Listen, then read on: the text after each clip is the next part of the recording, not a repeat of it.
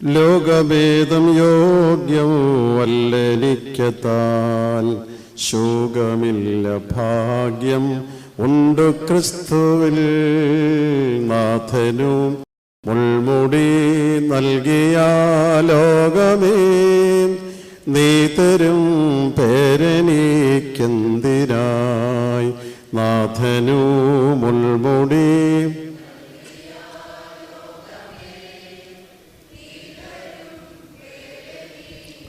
എല്ലാ ഉള്ളങ്ങളും പാടണം. ഞാൻ ഈ പാടിയ ഈരടികൾക്ക് ചില അർത്ഥതലങ്ങളുണ്ട്. ഇന്ന് രാത്രിയിലെ സന്ദേശവുമായി ലോകഭേദം യോഗ്യമോ അല്ലെനിക്കതാൽ ശോകമില്ല ഭാഗ്യം ഉണ്ട് ക്രിസ്തുവിൽ.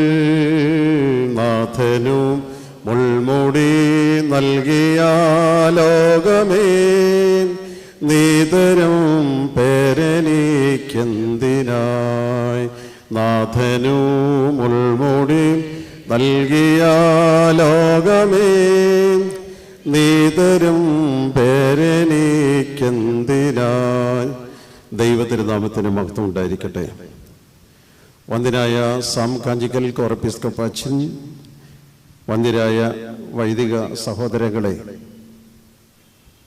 പ്രിയപ്പെട്ട മാതാപിതാക്കളെ, സഹോദരങ്ങളെ, ദൂരെയും ചാരയുമായി ഈ ഓൺലൈനിലൂടെയും ഈ സന്ദേശം കേൾക്കുന്ന പ്രിയപ്പെട്ട സ്നേഹിതരെ, തിരുവനന്തപുരം ഓർത്തഡോക്സ് കൺവെൻഷൻ്റെ 37ാം വർഷം ദൈവത്തിൻ്റെ ഒരു സാക്ഷിയായി നിൽക്കുവാൻ ദൈവം ബലഹീനനായ എനിക്കും നൽകിയ അവസരത്തിനായി ദൈവത്തെ സ്തുതിക്കുന്നു. ഒരു വർഷം ഒഴികെ ബാക്കി എല്ലാ വർഷങ്ങളിലും ദൈവവചനത്തിൽ നിന്ന് ഒന്നിച്ച് സംസാരിക്കാനും കേൾക്കാനും നമുക്ക് അവസരം ഉണ്ടായിട്ടുണ്ട്.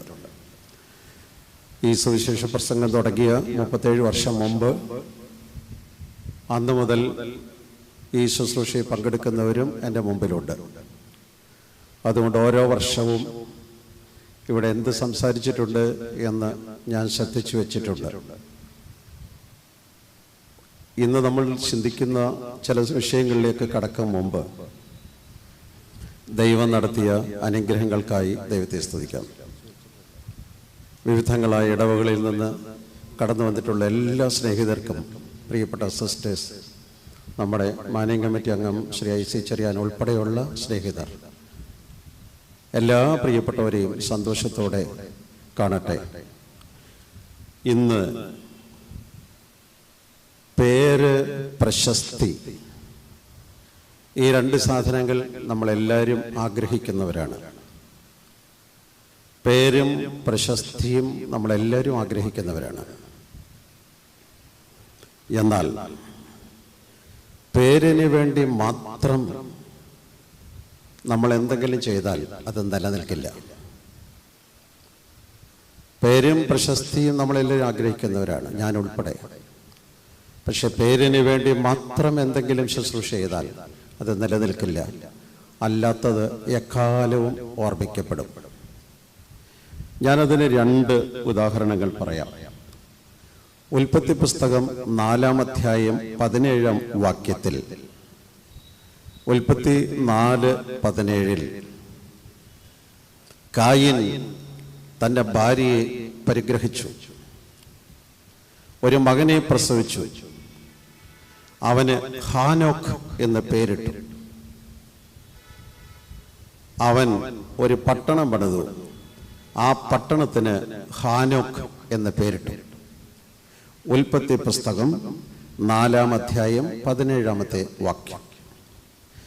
കായീൻ തൻ്റെ ഭാര്യയെ പരിഗ്രഹിച്ചു, ഒരു മകനെ പ്രസവിച്ചു, അവന് ഹാനോക്ക് എന്ന പേർ. ഏത് പുസ്തകത്തിൽ? ഉടലോട് സ്വർഗത്തിലേക്ക് പോയ ആളുണ്ട്, അതല്ല ഈ ഹാനോക്ക്. കായീൻ്റെ മകൻ്റെ പേര് ഹാനോക്ക്.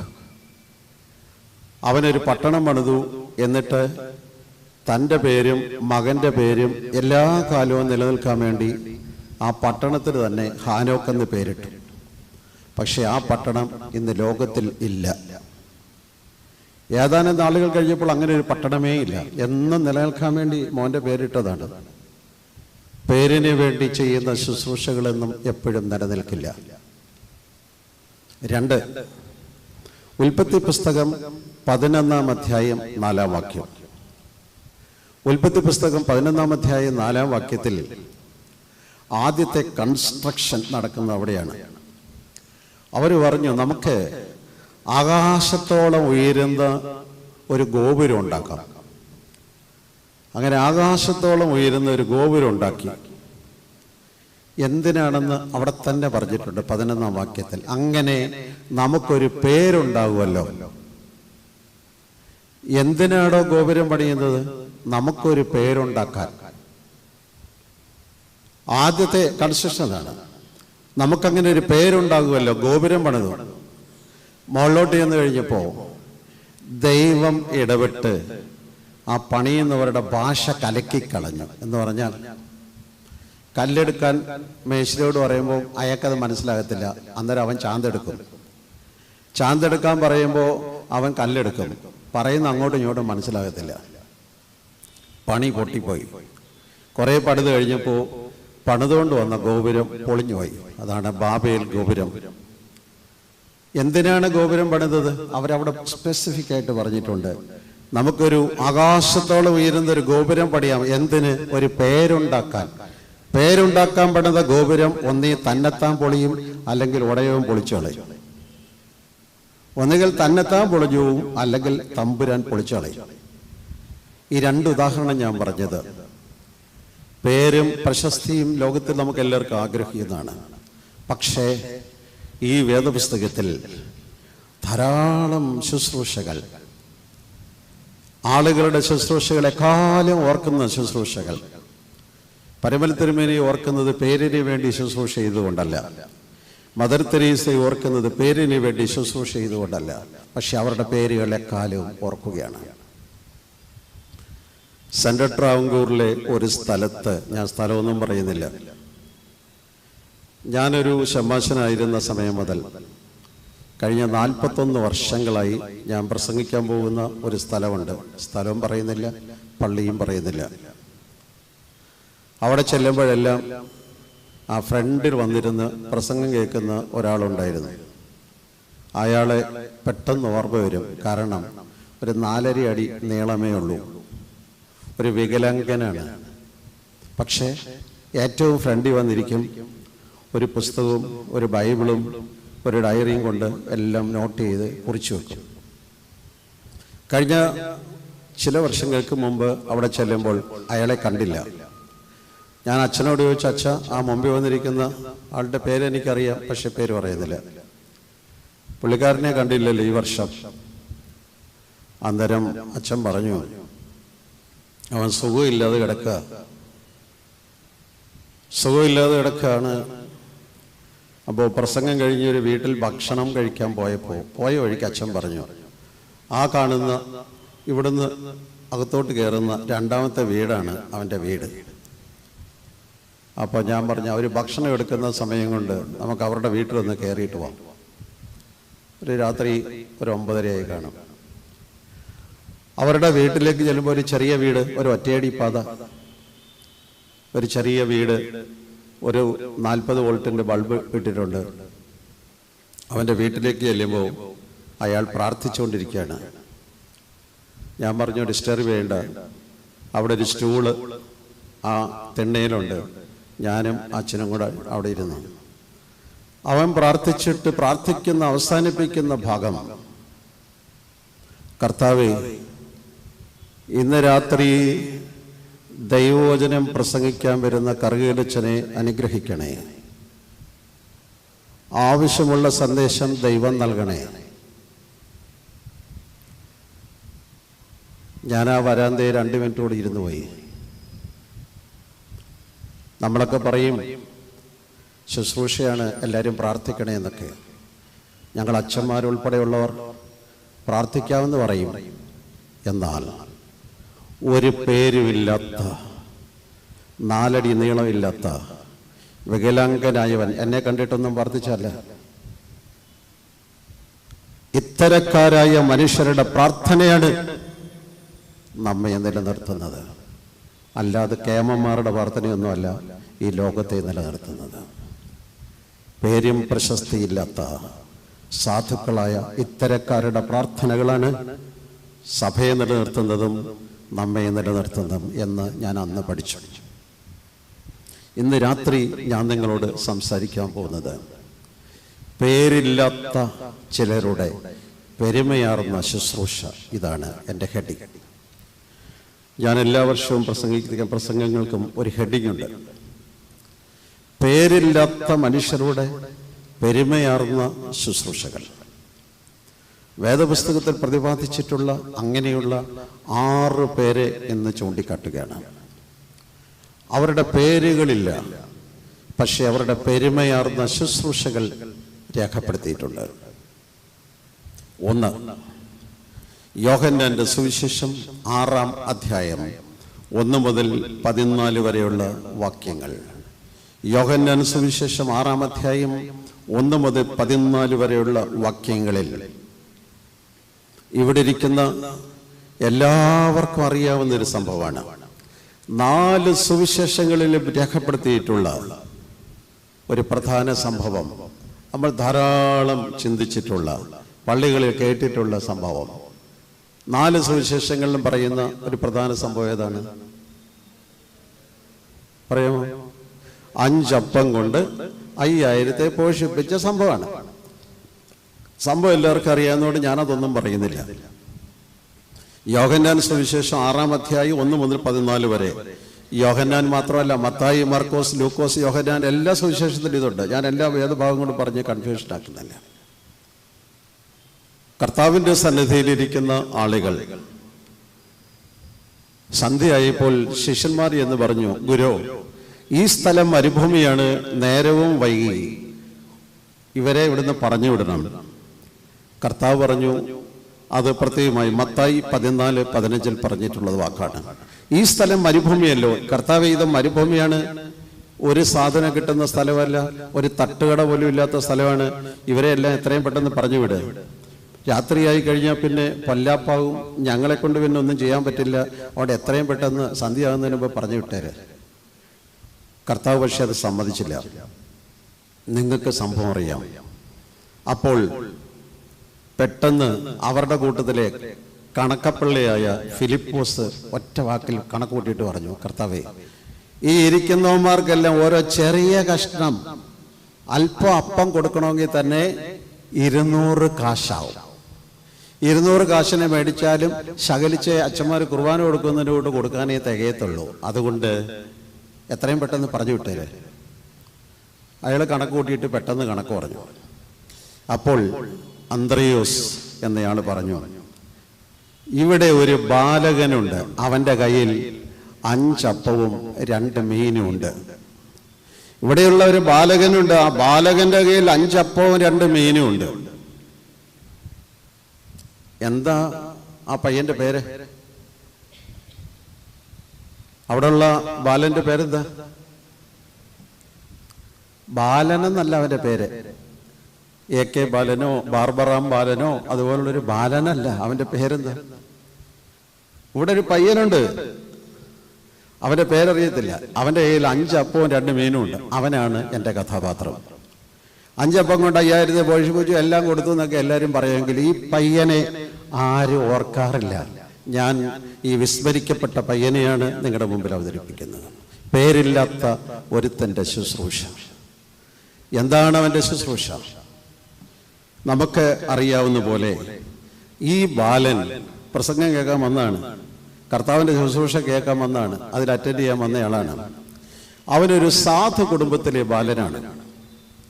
സാധു കുടുംബത്തിലെ ആണെന്ന് അച്ഛൻ എങ്ങനെ അറിയാം? അവൻ കൊണ്ടുവന്ന ഭക്ഷണ സാധനം കണ്ടാൽ അറിയാം അവൻ്റെ വീട്ടിലെ അവസ്ഥ. അവൻ കൊണ്ടുവന്നത് 5 യവത്തപ്പമാണ്. യവത്തപ്പം എന്ന് പറഞ്ഞാൽ അന്നത്തെ സാധാരണക്കാരൻ, ദരിദ്രരായിട്ടുള്ളവരുടെ ഭക്ഷണമാണ് യവത്തപ്പം. ഗോതമ്പിനേക്കാളും മറ്റ് ധാന്യങ്ങളെക്കാൾ 3-1 വിലയുള്ള സാധനമാണ് യവം. ആ യവത്തപ്പം ദാരിദ്ര്യമുള്ള ഒരു വീട്ടിൽ നിന്ന് വന്ന പയ്യനാണ്. അവൻ്റെ ഭക്ഷണപ്പൊതി കണ്ടാൽ അറിയാം അവൻ്റെ വീട്ടിലെ ദാരിദ്ര്യം. ഒരു കാലത്ത് നമ്മുടെ വീടുകളിൽ ചോറ് കഴിക്കാനില്ലാത്തവർ അവരുടെ ഭക്ഷണ സാധനമായിരുന്നു എന്ത്? കപ്പയും ചക്കയൊക്കെ. ഇന്നിപ്പോൾ അതെല്ലാം 5 സ്റ്റാറിലെ ഭക്ഷണമായെങ്കിലും ഒരു കാലത്ത് ദരിദ്രരുടെ ഭക്ഷണമായിരുന്നു കപ്പയും മത്തിയും മീനും ഒക്കെ. അതുപോലെ ഒരു ദരിദ്ര ബാലനായിരുന്നു ഈ പയ്യൻ. അവൻ പക്ഷേ കർത്തൃസന്നിധി വന്നിരിക്കുകയാണ്. ഇന്ന് നമ്മുടെ പ്രധാനപ്പെട്ട പ്രശ്നം ദാരിദ്ര്യമല്ല, പിന്നെ സമൃദ്ധിയാണ്. ഇന്ന് നമ്മുടെ പയ്യന്മാരെ കർത്തൃസന്നിധിയിൽ കിട്ടാത്തതിന്റെ അടിസ്ഥാന കാരണം ദാരിദ്ര്യമല്ല, പിന്നെ സമൃദ്ധിയാണ്. സമൃദ്ധിയാണിന്ന് കാരണം. ഞാൻ ഓരോ വാക്കിനെ കുറിച്ച് വിശദീകരിക്കുന്നില്ല, എൻ്റെ സമയത്തിനകം തീരില്ല. 5 അപ്പം കൊണ്ടുവന്ന ബാലനാണ് 1-ാം കഥാപാത്രം. അവൻ യവത്തപ്പം കൊണ്ടുവന്ന പയ്യൻ ദാരിദ്ര്യത്തിന്റെ നടുവിൽ ദൈവത്തെ അന്വേഷിച്ച ഒരു തലമുറയുടെ മക്കളാണ്. ഞാൻ ഉൾപ്പെടെയുള്ള നിങ്ങൾ ദാരിദ്ര്യത്തിന്റെ നടുവിൽ ദൈവത്തെ അന്വേഷിച്ചവർ. ഇന്ന് ദാരിദ്ര്യം മാറി സമൃദ്ധിയായി, ദൈവാന്വേഷണം ഇല്ലാതായി. ദൈവത്തെ അന്വേഷിച്ചില്ലെങ്കിലും കുഴപ്പമില്ല എന്നുള്ള പരിവായി, അവന് ജീവിക്കാനുള്ള വകയായി. സ്കൂള് തുറക്കുമ്പോൾ പ്രാർത്ഥിക്കണമായിരുന്നു, ബുക്ക് വാങ്ങിക്കാൻ പൈസയില്ല, ഇന്ന് അതിൻ്റെ ആവശ്യമില്ല. നോട്ട് ബുക്ക് വാങ്ങാൻ നിവൃത്തിയില്ല, പ്രാർത്ഥിക്കണമായിരുന്നു, ഇന്നതിൻ്റെ ആവശ്യമില്ല. യൂണിഫോം വാങ്ങാൻ നിവൃത്തിയില്ല, പ്രാർത്ഥിക്കണമായിരുന്നു, ഇന്നതിൻ്റെ ആവശ്യമില്ല. ഒറ്റ നിക്കറും ഒരു കാക്കി നിക്കറും ഒരു ഉടുപ്പ് വിട്ടുകൊണ്ട് ഒരാഴ്ച മുഴുവൻ പോയിട്ട് ശനിയാഴ്ച അലക്കിയിട്ടിട്ട് ഞായറാഴ്ച അത് ഉണങ്ങാത്ത തൊടി തേപ്പ് പൊട്ടിക്കൊണ്ട് തേച്ച് പോയ മക്കളുടെ സമൂഹമാണ് എൻ്റെ മുമ്പിലിരിക്കുന്നത്. ആ ദാരിദ്ര്യത്തിൻ്റെ നടുവിലാണ് നമ്മൾ ദൈവത്തെ അന്വേഷിച്ചിരുന്നത്. ഇന്നിപ്പോൾ നമുക്കതൊക്കെ നാണക്കേടായിരിക്കും. ഇന്ന് നമ്മുടെ ലക്ഷണം കണ്ടാൽ നമ്മളെല്ലാം വലിയ പുള്ളികളായിരുന്നു എന്നാണ്. ഇവിടെയാണ് ഈ ബാലനിൽ ഞാൻ കാണുന്ന ചില പ്രത്യേകതകൾ. 1, അവനൊരു ദരിദ്ര കുടുംബത്തിൽ ജനിച്ചവനായിരുന്നു, പക്ഷെ അവൻ ദൈവാന്വേഷിയായിരുന്നു. 2, അവനെ ദൈവവചനത്തിനായി പറഞ്ഞു വിട്ട പേരൻസ്. നിങ്ങൾ ശ്രദ്ധിച്ചോ? ഇവിടെ അവൻ്റെ അപ്പനും അമ്മയും ഒന്നും ഉള്ളതായിട്ട് ഈ സംഭവത്തിൽ പറയുന്നില്ല. അവനെ പറഞ്ഞു വിട്ട അവൻ്റെ പേരൻസ്.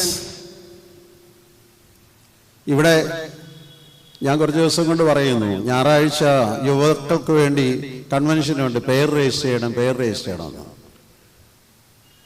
ഈ ഇരിക്കുന്ന നമ്മയൊക്കെ സൺഡേ സ്കൂളിന് പോകാനും പള്ളിയിൽ പോകാനും കൺവെൻഷന് പോകാനും പറഞ്ഞു വിട്ട അപ്പനും അമ്മയുണ്ടായിരുന്നു. ഇന്ന് അതില്ല. രാവിലെ പള്ളിയിൽ പോണോ? ചോദ്യമില്ല.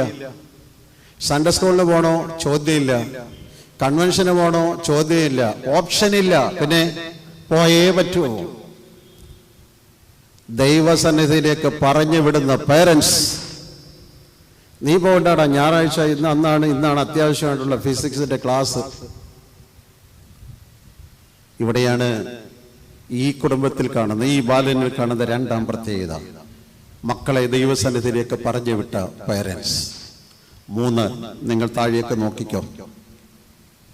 ആവേശത്തോട് വചനം കേട്ട ബാലൻ. അവനവിടെ ദൈവസന്നിധി ചെന്നിരുന്നിട്ട് ഉറങ്ങാനല്ല പോയത്, പിന്നെ അവനവിടെ പ്രസംഗം കേൾക്കാൻ ചെന്നിരിക്കുക. അവിടെ ചെന്നിരുന്ന് ഉറങ്ങിയായിരുന്നില്ല. പിന്നെ നമ്മുടെ ആളുകൾക്ക് ഉറക്കം വരാത്തവന്മാർക്കെല്ലാം ഉറക്കം വരുന്ന പ്രധാന സമയം, അത് പ്രസംഗിക്കുന്നവന്മാരുടെ കുഴപ്പം കൂടെ ഉണ്ട്, അത് ഞാൻ സമ്മതിച്ചു. എന്നാലും ഉറക്കം വരാത്തവനെല്ലാം ഉറക്കം വരുന്ന ഏക സമയം പ്രസംഗം, അല്ലെങ്കിൽ പ്രാർത്ഥിക്കാം എന്നുള്ള എന്ന് പറയുമ്പോഴേ ആ പെണ്ണുമ്പിള്ളക്ക് ഉറക്കം വരും. അതുവരെ വളരെ ആക്റ്റീവായിരുന്നു. ഇവിടെ ഈ പയ്യൻ ഉണർവോടെ ഇരിക്കുകയാണ് വചനം കേൾക്കാൻ. നമ്മുടെ എത്ര ചെറുപ്പക്കാർ ഉണർവോടെ ദൈവവചനം കേൾക്കാൻ ഇരിക്കും? ഞാൻ ഒരു ചെറുപ്പക്കാരനെ പറയാം. പ്രസംഗം കേൾക്കാൻ പോയ ഒരുത്തൻ അപ്പോസ്തല പ്രവൃത്തികൾ 20-ാം അധ്യായം 7 മുതൽ 9 വരെ പൗലോസ് അപ്പോസ്തലന്റെ പ്രസംഗം നടക്കുകയാണ്. ധാരാളം ആളുകൾ അവിടെ കൂടിയിട്ടുണ്ട്. 3-ാമത്തെ നില വരെ ആളുണ്ട്. അപ്പോസ്തല പ്രവൃത്തികൾ 20-ാം അധ്യായം 7 മുതൽ 9 വരെ പ്രസംഗം കേട്ട് ഒരു ചെറുക്കൻ ഉറങ്ങി മറിഞ്ഞ് താഴെ വീണ് ചത്തുപോയി. അവന്റെ പേര് യൂത്തിക്കോസ്. ഞങ്ങളൊക്കെ പ്രസംഗിക്കുമ്പോൾ ചിലരൊക്കെ ഉറങ്ങിയിട്ടുണ്ടായിരിക്കും, പക്ഷെ ഇതൊരു ഒരുത്തിന് വീണ് ചത്തിട്ടില്ല എന്നൊരൊറ്റ ഭാഗ്യമുള്ളൂ. ഇവിടെ ഒരു ചെറുക്കൻ പ്രസംഗം കേട്ട് ഉറങ്ങി മറിഞ്ഞ് താഴെ വീണ് ചത്തുപോയി, ഒരു ചെറുപ്പക്കാരൻ. പ്രസംഗം ഉറങ്ങാനല്ല, ഉണരാനാണ്. ഈ ബാലൻ ഉണർവോടെ ദൈവവചനം കേട്ടവൻ. വിശദീകരിക്കാൻ സമയമെടുക്കുന്നില്ല, ഞാൻ വാക്കുകൾ മാത്രം പറഞ്ഞുവിടുകയാണ്. വീണ്ടും 4, ആത്മീയ നേതാക്കന്മാരോട് സമ്പർക്കമുള്ള ബാലൻ, ആത്മീയ നേതാക്കന്മാരോട് ആശയവിനിമയം ചെയ്യുന്ന ബാലൻ. എന്താണ് അതിന്റെ അർത്ഥം? അന്ത്രേയാസ് പറഞ്ഞു, ഇവിടെ ഒരു ബാലന്റെ കയ്യിൽ 5 അപ്പവും 2 മീനും ഉണ്ട്. നിന്നോട് ആര് പറഞ്ഞോടോ ഉണ്ടെന്ന്? 5 അപ്പവും 2 മീനും ഒരു ബാലന്റെ കയ്യിലുണ്ടെന്ന് അന്ത്രേയാസിന് എങ്ങനെ മനസ്സിലായി? സ്കാൻ ചെയ്തോ? അല്ലെ ചെറിയച്ഛനോട് MRI എടുത്തോ? എങ്ങനെ ഇവന്റെ ഈ അപ്പം ഉണ്ടെന്ന് എങ്ങനെ മനസ്സിലായി അയാൾക്ക്? അതിന് കാരണം അവിടെ വന്നിരിക്കുന്ന പയ്യൻ ആത്മീയ നേതാവായ അന്ത്രേയാസിനോട് വർത്താനം പറഞ്ഞു. എന്താടാ മോനെ കയ്യിരിക്കുന്നത്? അതെ, എൻ്റെ ഈ അപ്പവും മീനും വീട്ടിൽ നിന്ന് തന്നു വിട്ട 5 അപ്പവും 2 മീനും. നമ്മുടെ പയ്യന്മാർക്ക് ലോകത്തിലുള്ള സകല അവന്മാരോടും സംസർഗമുണ്ട്, ആത്മീയ നേതാക്കന്മാരോട് ഓരോ സംസർഗമില്ല.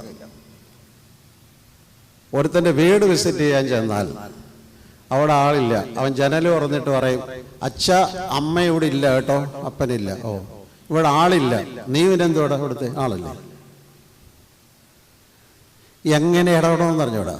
ഒരച്ഛനോട് എങ്ങനെ ഇടപെടണമെന്ന് അറിഞ്ഞൂടാ. ഒരു മനുഷ്യരോട് എങ്ങനെ? ഇന്ന് കമ്മ്യൂണിക്കേഷൻ. ഞാനൊരു സ്ഥലത്ത് ചെന്നപ്പോൾ, സ്ഥലമൊന്നും പറഞ്ഞില്ല, സ്ഥലം പറഞ്ഞാൽ അവിടുത്തെ ആരന്മാരൊക്കെ ഇവിടെ ഇരിപ്പുണ്ടായിരിക്കും. അപ്പോൾ അവിടെ ചെന്നപ്പോൾ അവിടെ 5 രാത്രി പ്രസംഗം, ഔട്ട് സൈഡ് കേരള. പ്രസംഗം കഴിഞ്ഞപ്പോൾ അവിടുത്തെ ഒരാൾ, ട്രിവാൻഡ്രത്തുള്ള ഒരാൾ എന്നോട് പറഞ്ഞു, അച്ഛൻ പോകുന്നതിന് മുമ്പ് ഞങ്ങളുടെ വീട്ടിലൊന്ന് കയറിയിട്ട് പോകണേ. ഞാൻ പറഞ്ഞു ആട്ടെ. ഞാൻ പെട്ടെന്ന് അവിടെ ചെന്നപ്പോൾ അയാളുടെ ഒരു പയ്യനുണ്ട് വീട്ടിൽ, 14 വയസ്സ് 15 വയസ്സ് പ്രായം കാണും. പുള്ളിക്കാരൻ മോനോട് പറഞ്ഞു, എടാ നമ്മുടെ അച്ഛൻ വരും ഇതിലെ കൂടെ, തിരുവനന്തപുരത്ത് നിന്ന് അച്ഛൻ വന്നിട്ടുണ്ട്, അച്ഛൻ ഇതുവഴി വരും, നീ അച്ഛനെ വരുമ്പോൾ വല്ല ബഹുമാനമായിട്ടൊക്കെ സ്വീകരിക്കണം കേട്ടോ. ഓ, ഞാൻ അവിടെ നിന്ന് ലിഫ്റ്റ് കയറി മുകളിലോട്ട് ചെന്നു. അവിടെ ചെന്നപ്പോൾ അവൻ എന്നെ കണ്ടുടനെ ആ വാതൊക്കെ പറഞ്ഞു, ഹായ് ബ്രോ എന്ന് പറഞ്ഞ് അവൻ എൻ്റെ വയറിന് ഒരൊറ്റ അടി. അവൻ എന്നെ റിസീവ് ചെയ്താണ്. ഹായ് ബ്രോ എന്ന് പറഞ്ഞ് വയറിന് ആ ഒരു ചെറുക്ക ഇടിച്ചിട്ട് ഒരു 3 ദിവസം മൂത്രമൊഴിക്കാൻ പ്രയാസമായിരുന്നു. അവൻ സ്വീകരിച്ചതാണ്, അവൻ അത്രേ അറിയത്തുള്ളൂ. അവനൊരു നിക്കറ് ഇട്ടുകൊണ്ട് അവിടെ നിൽപ്പുണ്ട്. പക്ഷേ എവിടെയാണ് നമ്മുടെ സംസർഗം? ആത്മീയ നേതാക്കളുമായിട്ടുള്ള സംസർഗം. ഈ പയ്യൻ ആത്മീയ നേതാക്കന്മാരുടെ സംസർഗമുള്ളവനായിരുന്നു, അന്ത്രേയാസിനോട് വർത്താനം പറയുന്ന പയ്യനായിരുന്നു. അതുകൊണ്ട് അവൻ്റെ കാര്യം മനസ്സിലായി. 5ാമത് ഈ ബാലനിൽ ഞാൻ കാണുന്ന ചിത്രം, മോനെ ആ നിന്റെ കയ്യിലിരിക്കുന്ന അപ്പവും മീനും ചെയ്ത നമ്മുടെ പയ്യന്മാരാണെങ്കിൽ ഒന്നത് കൊടുക്കത്തില്ല. അല്ലെ ഞാനാണെങ്കിൽ പോലും അങ്കിളെ എന്നാലേ ഞാൻ ഒരപ്പവും 1 മീനും തരാം, ബാക്കി എൻ്റെ ഇരിക്കട്ടെ. അല്ലെങ്കിൽ എന്നാൽ 2 അപ്പവും 1 മുറി മീനും തരാം, ബാക്കി എനിക്കിരിക്കട്ടെ. പയ്യൻ പറഞ്ഞില്ല. അവൻ്റെ ആവശ്യത്തിന് കൊടുത്തു വിട്ടതാണ്. മറ്റുള്ളവൻ്റെ വേദന എൻ്റെ ആവശ്യത്തെക്കാൾ വലുതാണെന്ന് കണ്ട ബാലൻ, മറ്റുള്ളവൻ്റെ വേദന എൻ്റെ വ്യക്തിപരമായ ആവശ്യത്തെക്കാൾ വലുതാണെന്ന് കാണുന്ന ചെറുപ്പക്കാരൻ, അവനാണ് ഇവിടുത്തെ കഥാപാത്രം. ഇന്ന് അനേകം നമ്മളെല്ലാം ചെറുപ്പക്കാരെല്ലാം നശിച്ചു പോയെന്നൊന്നും എനിക്കൊരു വിചാരമില്ല. പ്രായമുള്ളവരെക്കാളും വളരെ അന്തസ്സായിട്ടുള്ള ചെറുപ്പക്കാരുണ്ട്. മറ്റുള്ളവൻ്റെ ആവശ്യങ്ങൾക്ക് വേണ്ടി ഓടി നടക്കുന്ന വയനാട്ടിലെ ചെറുപ്പക്കാരെന്നും അവൻ്റെ അപ്പനും അമ്മയൊന്നും ചത്തിട്ടല്ല ഈ ഇറങ്ങി ഓടി നടക്കുന്നത്. മറ്റുള്ളവരുടെ ആവശ്യത്തിന് വേണ്ടി സ്വകാര്യ കാര്യം കളഞ്ഞിട്ട് ഓടി നടക്കുന്ന ധാരാളം മനുഷ്യരുണ്ട്. ഇവിടെയാണ് 1ാം കഥാപാത്രം. ഇതെല്ലാം ചെയ്തു, 5000 പേര് കഴിച്ചിട്ട് പോയി. പക്ഷേ ആ പയ്യൻ ഇറങ്ങി നിന്ന്, എടാ നീയൊക്കെ തിന്നല്ലോ, എൻ്റെ അപ്പമാ എന്നും പറഞ്ഞില്ല. അവൻ പറഞ്ഞില്ല. ഇത്രയും ചെയ്ത പയ്യന്റെ പേരെന്താ? ഇതെല്ലാം ചെയ്ത പയ്യന്റെ പേരെന്താ? 5000ങ്ങൾക്ക് സംതൃപ്തി കൊടുക്കാൻ ഇടയാക്കിയ പയ്യന്റെ പേര് അറിയത്തില്ല.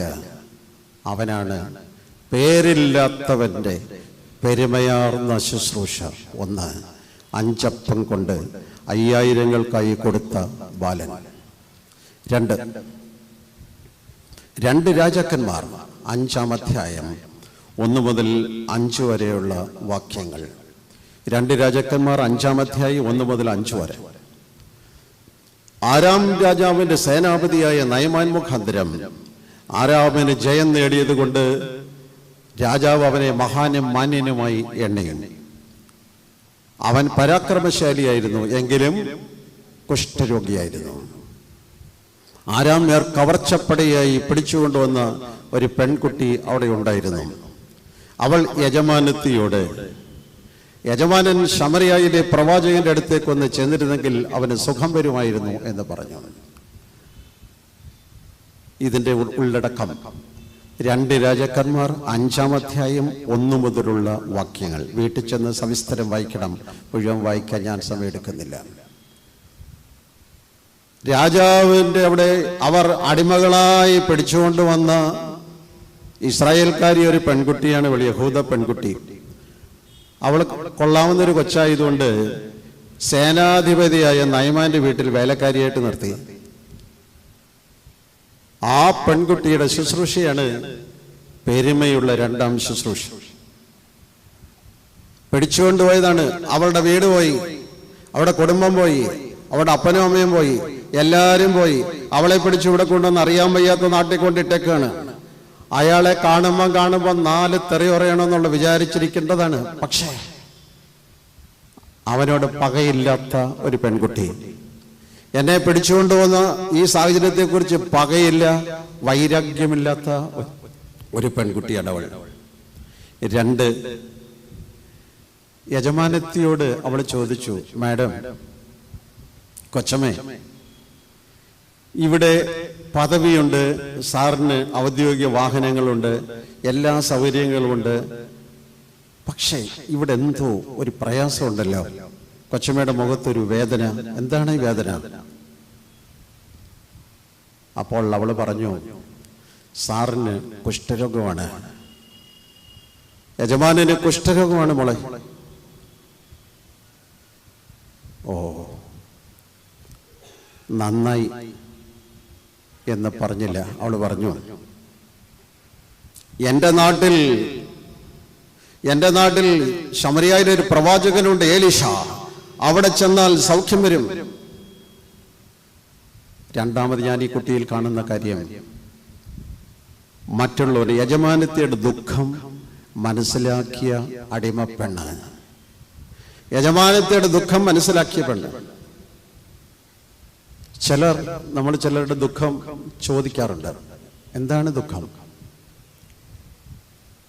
കല്യാണം കഴിച്ചു, 8 വർഷമായി, പിള്ളേരൊന്നും ആയില്ലേ? ചോദിക്കും.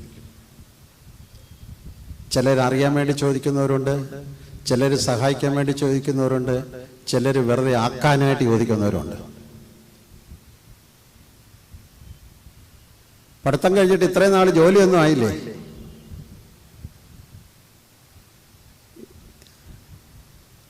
ഓരോ ചോദ്യങ്ങൾ പലരെയും വേദനിപ്പിക്കുന്ന ചോദ്യങ്ങൾ. സഹായിക്കാൻ ചോദിക്കുന്ന ചോദ്യങ്ങളുണ്ട്. 40 വയസ്സായി, ഇതുവരെ അവൻ പെണ്ണ് കെട്ടിയില്ലേ? അവർ വേദനിച്ച് കഴിയുക. അതിൻ്റെ ഇടയ്ക്ക് നമ്മുടെ ഇത്തരം ചോദ്യം കൂടെ ആകുമ്പോൾ അവർ പിന്നെ ആ പള്ളിയിലോട്ടേ വരാത്തവരുമാകും. അവിടോട്ട് ചെന്ന ഉടനെ ആ പെണ്ണുമ്പടെ ചോദ്യത്തോട് ചോദ്യം. നല്ല കാര്യമുണ്ടോ? അവരെ കാണാതെ ഓടി നടക്കാൻ നിൽക്കും.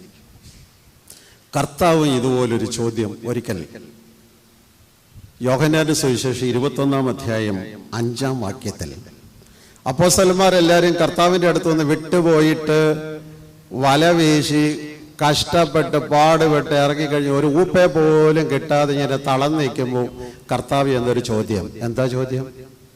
യോഹന്നാൻ 21:5 ചോദ്യം എന്താ? കുഞ്ഞുങ്ങളെ, കൂട്ടുവാൻ വല്ലതും ഉണ്ടോ? ഇത് ചോദിച്ചിട്ട് അങ്ങേരെ ഒരു മീൻ പോലും വാങ്ങിച്ചതുമില്ല, കൂട്ടിയതുമില്ല. പിന്നെ എന്തിനാ ഈ ചോദ്യം ചോദിച്ചു? ഒന്നും കിട്ടാതെ ചമ്മി ഇരിക്കുകയാണെന്ന് അറിയാം. പിന്നെ അപ്പൊ ഈ ചോദ്യം ചോദിക്കേണ്ട വല്ല കാര്യമുണ്ടോ? പക്ഷെ കർത്താവ് ഈ ചോദ്യം ചോദിച്ചത് അവനെ സഹായിക്കാനാണ്, അവൻ്റെ കുറവുകൾ ഓർപ്പിക്കാൻ വേണ്ടിയാണ്. അവർ വിചാരിച്ചു, ഈ അപ്പോസ്തലന്മാരെല്ലാം വിചാരിച്ചു, ഞങ്ങൾക്ക് ഇവിടെ നല്ല പരിചയമുള്ളവരാണ്, ഞങ്ങൾ വീശിയ ഉടനെ കിട്ടുമെന്നാണ്. കിട്ടത്തില്ല. ബ്ലെസ്സിങ്സ്, അനുഗ്രഹങ്ങൾ എല്ലാം സാധാരണയായി കിട്ടുന്നതല്ല.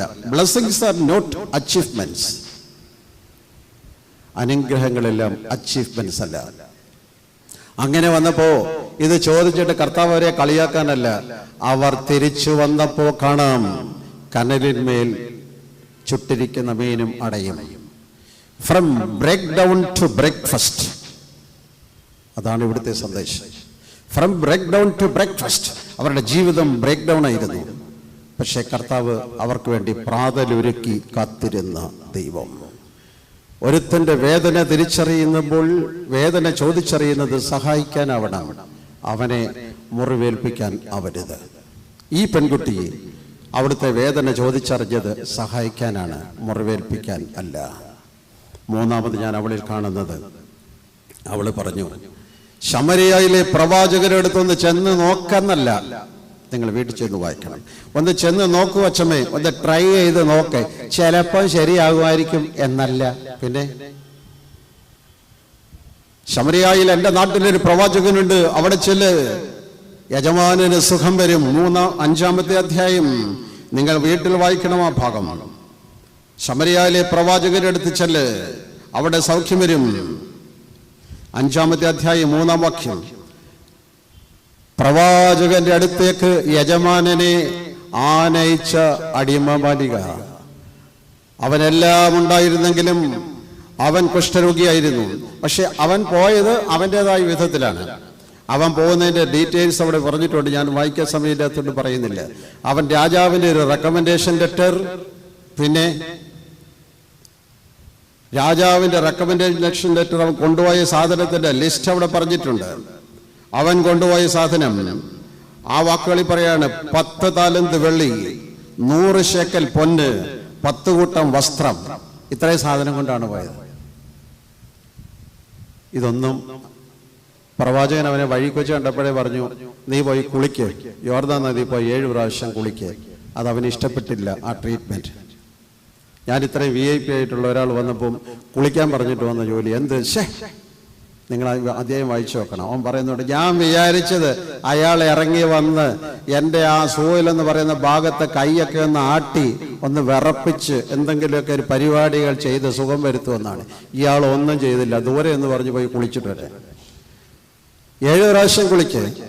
അവനെ ഇഷ്ടപ്പെട്ടില്ല ട്രീറ്റ്മെന്റ്. പക്ഷേ അവിടെയും ഒരു പാവപ്പെട്ട ജോലിക്കാരൻ ചെന്ന് പറഞ്ഞു, സാറേ ഇത് കൂടിയ കാര്യം പറഞ്ഞാൽ സാർ ചെയ്യത്തില്ലായിരുന്നു, പോയി നോക്ക് സാർ. 1-ാം പ്രാവശ്യം പൊങ്ങി, ഒന്നും പറ്റിയില്ല. 2-ാം പ്രാവശ്യം, 3-ാം പ്രാവശ്യം, 6 പ്രാവശ്യം, 7-ാം പ്രാവശ്യം പൊങ്ങിയപ്പോൾ അവന്റെ ശരീരം ഒരു കുഞ്ഞിന്റെ ശരീരം പോലെയായി. എന്തുകൊണ്ടാണ് പറഞ്ഞത് പോയി കുളിക്കാൻ? നിന്റെ വേദനകൾക്ക്, നിന്റെ അസുഖത്തിന്, നിന്റെ പ്രശ്നങ്ങൾക്ക് പരിഹാരം നിന്റെ ശുദ്ധീകരണമാണ്. നിന്റെ പൊന്നല്ല, നിന്റെ വെള്ളിയല്ല, നിന്റെ കാശല്ല, നിന്റെ റെക്കമെൻഡേഷൻ ലെറ്റർ അല്ല, പിന്നെ എന്റെയും നിന്റെയും ശുദ്ധീകരണമാണ് ആവശ്യം. അതുകൊണ്ടാണ് പറഞ്ഞത് പോയി കുളിച്ചിട്ട് വരാൻ, 7 പ്രാവശ്യം കുളിക്കാൻ. നമ്മുടെ പണം കൊണ്ട് സുഖമാവില്ല സ്നേഹിതരെ. ഇവിടെയാണ് അവിടെ പോയിട്ട് തിരിച്ചു വന്ന് സൗഖ്യമാകുന്നത്. ഒരു വാക്കൂടെ പറഞ്ഞ് ഞാൻ ആ ഭാഗം വിടുകയാണ്. എൻ്റെ കഥാനായികയായി ഈ പെൺകുട്ടി അവസരങ്ങളെ അനുഗ്രഹമാക്കി മാറ്റിയവളാണ്. അവൾക്ക് കിട്ടിയ ഒരു അവസരം അവളതിനെ അനുഗ്രഹമാക്കി മാറ്റി. വാസ്തവത്തിൽ അവൾ അടിമയാണ്, പക്ഷെ അവളതൊരു അവസരമാക്കി മാറ്റി. വിശദീകരിക്കാൻ സമയമെടുക്കുന്നില്ല. പക്ഷേ ഈ പെങ്കൊച്ചിന്റെ പേരെന്താ? ഈ പെങ്കൊച്ചിന്റെ പേരെന്താണ്? നയമാൻ എന്ന് പറയുന്ന വലിയ ആളിന് സുഖമില്ലാതിരുന്നിട്ട് കുഷ്ഠരോഗിയായിട്ട് അവന് സുഖം കൊടുക്കാൻ എല്ലാ ക്രമീകരണങ്ങളും ചെയ്തു കൊടുത്ത ഒരു അടിമ പെൺകുട്ടി. അവിടെ പേരെന്താ? അയ്യോ, അറിയത്തില്ല. അവിടെ പേരെന്താ? നിങ്ങൾക്കറിയത്തില്ല, എനിക്കും അറിയത്തില്ല. അവിടെ പേര് ഇതിനകത്തില്ല. നമ്മളാരതെ പറഞ്ഞാനെ, ഓ അയാള് കുഷ്ഠരോഗം പഠിച്ച് രാരാന്തം പറഞ്ഞ് അവിടെ നടന്നപ്പോ ഞാനാ പറഞ്ഞു വിട്ടേ. ഇല്ല, പേരില്ലാത്ത പെൺകുട്ടിയുടെ പെരുമയാർന്ന ശുശ്രൂഷ. 3, വീണ്ടും 3-ാമത്, എല്ലാവർക്കും അറിയാവുന്ന സഹനത്തിന്റെ കഥ എവിടെ പറഞ്ഞാലും വേദനയുടെ കഥ എവിടെ പറഞ്ഞാലും എല്ലാവരും ഉദ്ധരിക്കുന്ന ഒരു പുസ്തകമാണ് ബുക്ക് ഓഫ് ജോബ്, യോബിൻ്റെ പുസ്തകം. യോബിൻ്റെ പുസ്തകത്തിൻ്റെ ആദ്യം മുതൽ അവസാനം വരെ ഉള്ള സംഭവം നിങ്ങൾക്കറിയാം. അതിൽ കാര്യമായി ആരും പറയാത്ത, ആളുകൾ നെഗ്ലക്റ്റ് ചെയ്ത ഒരു കഥാപാത്രത്തെക്കുറിച്ചാണ് ഞാനിന്ന് ഓർപ്പിക്കുന്നത്. ഊസ് എന്ന് പറയുന്ന ദേശത്തെ പണക്കാരൻ യോബ്, 10 മക്കളുടെ പിതാവ്. എല്ലാവർക്കും അറിയാവുന്ന പോലെ ദൈവസന്നിധി ചെന്നിരുന്ന പിശാച് സാത്താൻ്റെ ചോദ്യത്തിന് മറുപടിയായി, നീ പോയി അവനെ പരീക്ഷിച്ചോളാൻ പറഞ്ഞു. ഒറ്റ കാര്യം, അവൻ്റെ പ്രാണനെ ഒന്നും ചെയ്യരുത്, അവനെ കൊല്ലരുത്, ബാക്കിയെല്ലാം ചെയ്തോ. അവൻ പോയി പണി തുടങ്ങി. അവൻ്റെ സമ്പത്തുക്കൾ മുഴുവൻ നശിച്ചു. 10 മക്കളും പടപടാ പെട്ടെന്ന് മരിച്ചു. പിന്നീടുള്ള ശരീരമാണ്. ആ ശരീരം മുഴുവൻ വ്രണം പിടിപെട്ട് ചാരത്തിൽ കിടന്ന് പട്ടിയെ പോലെ ഉരുണ്ടു. തറയിലിരിക്കാൻ വയ്യ, കട്ടിലെ കിടക്കാൻ വയ്യ, ഒന്നും വയ്യ. അവസാനം അവൻ ചാരം വിതറി അവനൊരു നായെപ്പോലെ കിടന്ന് ഉരുണ്ടു. ഒടുവിൽ ധാരാളം സമ്പത്തുണ്ടായിരുന്ന അവൻ്റെ കയ്യിൽ ഇപ്പോൾ ഒരൊറ്റ സാധനമേ ഉള്ളൂ. യോബിൻ്റെ പുസ്തകം 2-ാം അധ്യായം 8-ാം വാക്യം എന്താണെന്നറിയാമോ? അവൻ്റെ കയ്യിലുള്ളത് 2-ാം അധ്യായം 8-ാം വാക്യം, ഒരു ഓട്ടുകഷ്ണം. ഒരു ഓട്ടുകഷ്ണം മാത്രമേ അവനിപ്പോൾ സമ്പത്തായിട്ടുള്ളൂ. എന്തിനാണ് ഈ ഓട്ടുകഷ്ണം? ചൊറിയാൻ. അവൻ്റെ വ്രണത്തിൽ ചൊറിയാൻ ഒരു ഓട്ടുകഷ്ണം മാത്രമേ സ്വന്തമായിട്ടുള്ളൂ. ധാരാളം സമ്പത്തുള്ള അവൻ, ഊസ് ദേശത്തെ പണക്കാരൻ, ആടുമാടുകളുടെ ഉടമ, 10 മക്കളുണ്ടായിരുന്നവൻ, ഇപ്പോഴാകെ ഒന്നുമില്ല. ഒരു ഓട്ടുകഷ്ണം കൊണ്ട് ഇങ്ങനെ ചുരണ്ടിക്കൊണ്ടിരിക്കുക. ഇത് കണ്ടപ്പോൾ അവൻ്റെ ഭാര്യ പറയുന്ന ഒരു വാക്കുണ്ട്. എന്താണ് ആ വാക്ക്? കർസ് ഗോഡ് ആൻഡ് ഡൈ. ദൈവത്തെ ത്യജിച്ച് മരിച്ചുകൊള്ളുക. 2-ാം അധ്യായം 9-ാമത്തെ വാക്യമാണത്. ഈ ഒരു വാക്കുകൊണ്ടാണ് അവളെ നമ്മൾ ഒരു മോശക്കാരുടെ പട്ടികയിലാണ് ഉൾപ്പെടുത്തിയിട്ടുള്ളത്. ആരെ? ഇയ്യോബിൻ്റെ ഭാര്യയെ. എൻ്റെ കഥാപാത്രം ഇവളാണ്. വളരെ വ്യത്യസ്തമായൊരു ചിന്തയാണ് ഇയ്യോബിൻ്റെ ഭാര്യയെക്കുറിച്ച് നാം കാണേണ്ടതും അറിയേണ്ടതും. ഇയ്യോബിൻ്റെ ഭാര്യ പറഞ്ഞു, അവനെ ത്യജിച്ച് മരിച്ചു കളക. എന്തുകൊണ്ടാണ് ഇയ്യോബിൻ്റെ ഭാര്യ അങ്ങനെ പറയാൻ കാര്യം? വിസ്മരിക്കപ്പെട്ട ഇയ്യോബിനെ കുറിച്ച് ഒരു പുസ്തകം, പ്രധാനപ്പെട്ട ഒരു പുസ്തകമുണ്ട്, ടെസ്റ്റമെന്റ് ഓഫ് ജോബ് എന്ന വ്യാഖ്യാന ഗ്രന്ഥം. യഹൂദന്മാരുടെ ഭാഷയിൽ എഴുതിയിട്ടുള്ളതാണ്. അവരതിനെ കൃത്യമായൊരു വിശദീകരണം പറയുന്നുണ്ട്. അവൾ അങ്ങനെ പറയാൻ കാര്യം, ഇവളെക്കുറിച്ച് പറയുന്ന ഒന്നാമത്തെ വിഷയം, അവളെ നെഗ്ലക്റ്റഡ് ഇമോഷൻസ്. അവളുടെ ഇമോഷൻസ് ഒന്നും ഈ പുസ്തകത്തിൽ രേഖപ്പെടുത്തിയിട്ടില്ല. അതിൻ്റെ കാരണം എന്താണെന്ന് വെച്ചാൽ, ഇയ്യോബിൻ്റെ ഭക്തിയും ഭക്തികെട്ട ഭാര്യയും ഈ ആശയമാണ് ഇവിടെ വിളമ്പുന്നത്. പക്ഷേ ലോകത്തിൽ ചെയ്യാവുന്ന ഏറ്റവും ദ്രോഹമാണ് ആ വാക്ക്. Neglected emotions. 10 മക്കൾ ഇയ്യോബിനുണ്ടായി. ഈ 10 മക്കളെ പ്രസവിച്ചത് ഇയ്യോബാണോ ഭാര്യയാണോ? 10 മക്കളെ പ്രസവിച്ചത് നിങ്ങൾക്ക് സംശയമുണ്ടോ? ഇയ്യോബാണോ ഭാര്യയാണോ 10 മക്കളെ പ്രസവിച്ചത്? ആ സ്ത്രീക്ക് വേദനയൊന്നുമില്ലേ? Neglected emotions. വീട്ടിലുണ്ടായിരുന്ന സമ്പത്ത് മുഴുവൻ നശിച്ചു. വീടും സ്വത്തും സമ്പാദ്യങ്ങളും നഷ്ടപ്പെടുമ്പോൾ ഒരു വീട്ടമ്മയ്ക്ക് വേദനയില്ലേ? ഒരു ഭാര്യയ്ക്ക് വേദനയില്ലേ? Neglected emotions. കുറിക്കപ്പെടാതെ പോയ, വിസ്മരിക്കപ്പെട്ട ഒരു സ്ത്രീ. വീണ്ടും കാണുന്നത് തെറ്റായി വ്യാഖ്യാനിക്കപ്പെട്ട ഒരു സ്ത്രീയാണ് അവൾ. അവർ പറയുന്നത്, പുസ്തകം രേഖപ്പെടുത്തുന്നത്, എന്തുകൊണ്ടാണ് അവൾ അങ്ങനെ പറയാൻ കാര്യം? അവനെ ഉപേക്ഷിച്ച് മരിച്ചു കളക എന്ന് പറയാൻ കാര്യം, 8-ാമത്തെ വാക്യത്തിലാണ് അവനൊരു ഓട്ട് കഷ്ണം കൊണ്ട് ചിരണ്ടിക്കൊണ്ടിരിക്കുന്നത് കാണുന്നത്. 9-ാമത്തെ വാക്യത്തിലാണ് പറയുന്നത് എന്ത്? അവനെ ഉപേക്ഷിച്ച് മരിച്ചു കളക. കാരണം ഇത് കണ്ടുകൊണ്ടിരിക്കുന്ന സ്ത്രീ ഈ അച്ചായൻ എങ്ങനെ ജീവിച്ചിരുന്ന ആള്, എത്രയോ സൗകര്യം ഉണ്ടായിരുന്ന ആള്, എത്രയോ സമ്പത്തുണ്ടായിരുന്ന ആള്, എത്രയോ പ്രൗഢമായി നടന്നിരുന്നയാള്, എത്രയോ സൗകര്യമായി ജീവിച്ചിരുന്ന ആള് ദേ ഇപ്പോൾ ഒരു ഓട്ട് കഷ്ണം കൊണ്ട് ചൊറിഞ്ഞുകൊണ്ടിരിക്കുക. വേദന നിറഞ്ഞ ഒരു ഭാര്യയുടെ മനസ്സിൽ നിന്ന് വന്ന വാക്കാണ്. ഇത് കണ്ടുകൊണ്ടിരിക്കാൻ എനിക്ക് വയ്യ, എങ്ങനെയും മരിച്ചാൽ മതിയായിരുന്നു. ഇതാണ് അവളുടെ വാക്കിൻ്റെ ഉള്ളടക്കം. അതിനെയാണ് തെറ്റായി വ്യാഖ്യാനിക്കപ്പെട്ട ഒരു സ്ത്രീയാണ് യോബിൻ്റെ ഭാര്യ. അവനുടനെ പറഞ്ഞു, എടി, ദൈവത്തിൽ നിന്ന് നമ്മൾ നന്മ നേടി, അപ്പോൾ തിന്മയെ നമ്മൾ ഉൾക്കൊണ്ടതല്ലേ? ഒന്നും പറഞ്ഞില്ല. അത് സ്വീകരിച്ചു. ശരിയാണ്, ഞാൻ പറഞ്ഞതല്ല ശരി എന്നവൾ ബോധ്യപ്പെട്ടു. അവൾക്ക് അവളുടെ ഇമോഷൻസ് എങ്ങും രേഖപ്പെടുത്തിയില്ല. പലരുടെയും വേദനകൾ വിസ്മരിക്കപ്പെട്ടു. അവരുടെ വേദനകളും അവരുടെ സങ്കടങ്ങളും വിസ്മരിക്കപ്പെട്ടു. ഈ ടെസ്റ്റമെന്റ് ഓഫ് ജോബിൽ പറയുന്നത് ഇങ്ങനെ ആയപ്പോൾ ഒടുവിൽ ആ സ്ത്രീ രാവിലെ വീട്ടിൽ നിന്ന് ഇറങ്ങും, പുറത്തു പോയി പണിയെടുക്കാൻ പോകും, കൂലിപ്പണി എടുക്കാൻ പോകും. പോയിട്ട് വന്ന് കിട്ടുന്ന ചില്ലറ കൊണ്ട് ഒരാളിൻ്റെ ആഹാരത്തിനുള്ള കാശേ കിട്ടുള്ളൂ. അത് കൊണ്ടുവന്ന് വയ്യാതെ കിടക്കുന്ന പേഷ്യൻ്റായ ഭർത്താവിന് കൊടുത്തിട്ട് അവൾ പട്ടിണി കിടക്കും. ഒടുവിൽ ഒരു റൊട്ടിക്കടയിൽ അവൾ പോയി ചെന്ന് പണിയെ ചോദിച്ചു. അയാൾ പറഞ്ഞു, നിന്റെ തലമുടി കണ്ടിച്ചു തരാൻ. ഒരു യഹൂദ സ്ത്രീയെ സംബന്ധിച്ചിടത്തോളം അവളുടെ തലമുടി കണ്ടിച്ചു കൊടുക്കുവാൻ അതിൽ കൂടിയ ഒരു ദുഃഖമില്ല. അവൾ ആ തലമുടി കണ്ടിച്ചു കൊടുത്ത് വേദനയോട് നടന്നു വരുന്ന ചിത്രമാണ് ടെസ്റ്റമെന്റ് ഓഫ് ജോബ് എന്ന പുസ്തകം രേഖപ്പെടുത്തുന്നത്. പക്ഷേ അവളുടെ വികാരങ്ങൾ മാനിക്കപ്പെടാതെ പോയി, അവളുടെ വാക്കുകൾ ദുർവ്യാഖ്യാനം ചെയ്യപ്പെട്ടു പോയി. ഇവിടെയാണ് ഇവളെക്കുറിച്ച് കാണുന്ന ഒരു പ്രധാനപ്പെട്ട ചിത്രം. നിങ്ങൾ ഒടുവിൽ ശ്രദ്ധിച്ചു നോക്കിക്കോ. പുസ്തകത്തിന്റെ അവസാനമാകുമ്പോൾ ഇയ്യോബിന് ഇതെല്ലാം തിരിച്ചു കിട്ടിയെന്നാണ്. ഏത്? നഷ്ടപ്പെട്ടതെല്ലാം തിരിച്ചു കിട്ടിയെന്നാണ്. പക്ഷേ അവിടെ ഈ സ്ത്രീയുടെ കാര്യം ഒന്നും, നഷ്ടപ്പെട്ടതെല്ലാം തിരിച്ചു കിട്ടി, സന്തോഷവും ആഹ്ലാദിക്കാൻ ഇയ്യോബിന് അവസരമുണ്ടായി. പക്ഷേ ഈ സ്ത്രീയുടെ പേര് പോലും അവിടെ പരാമർശിച്ചിട്ടില്ല.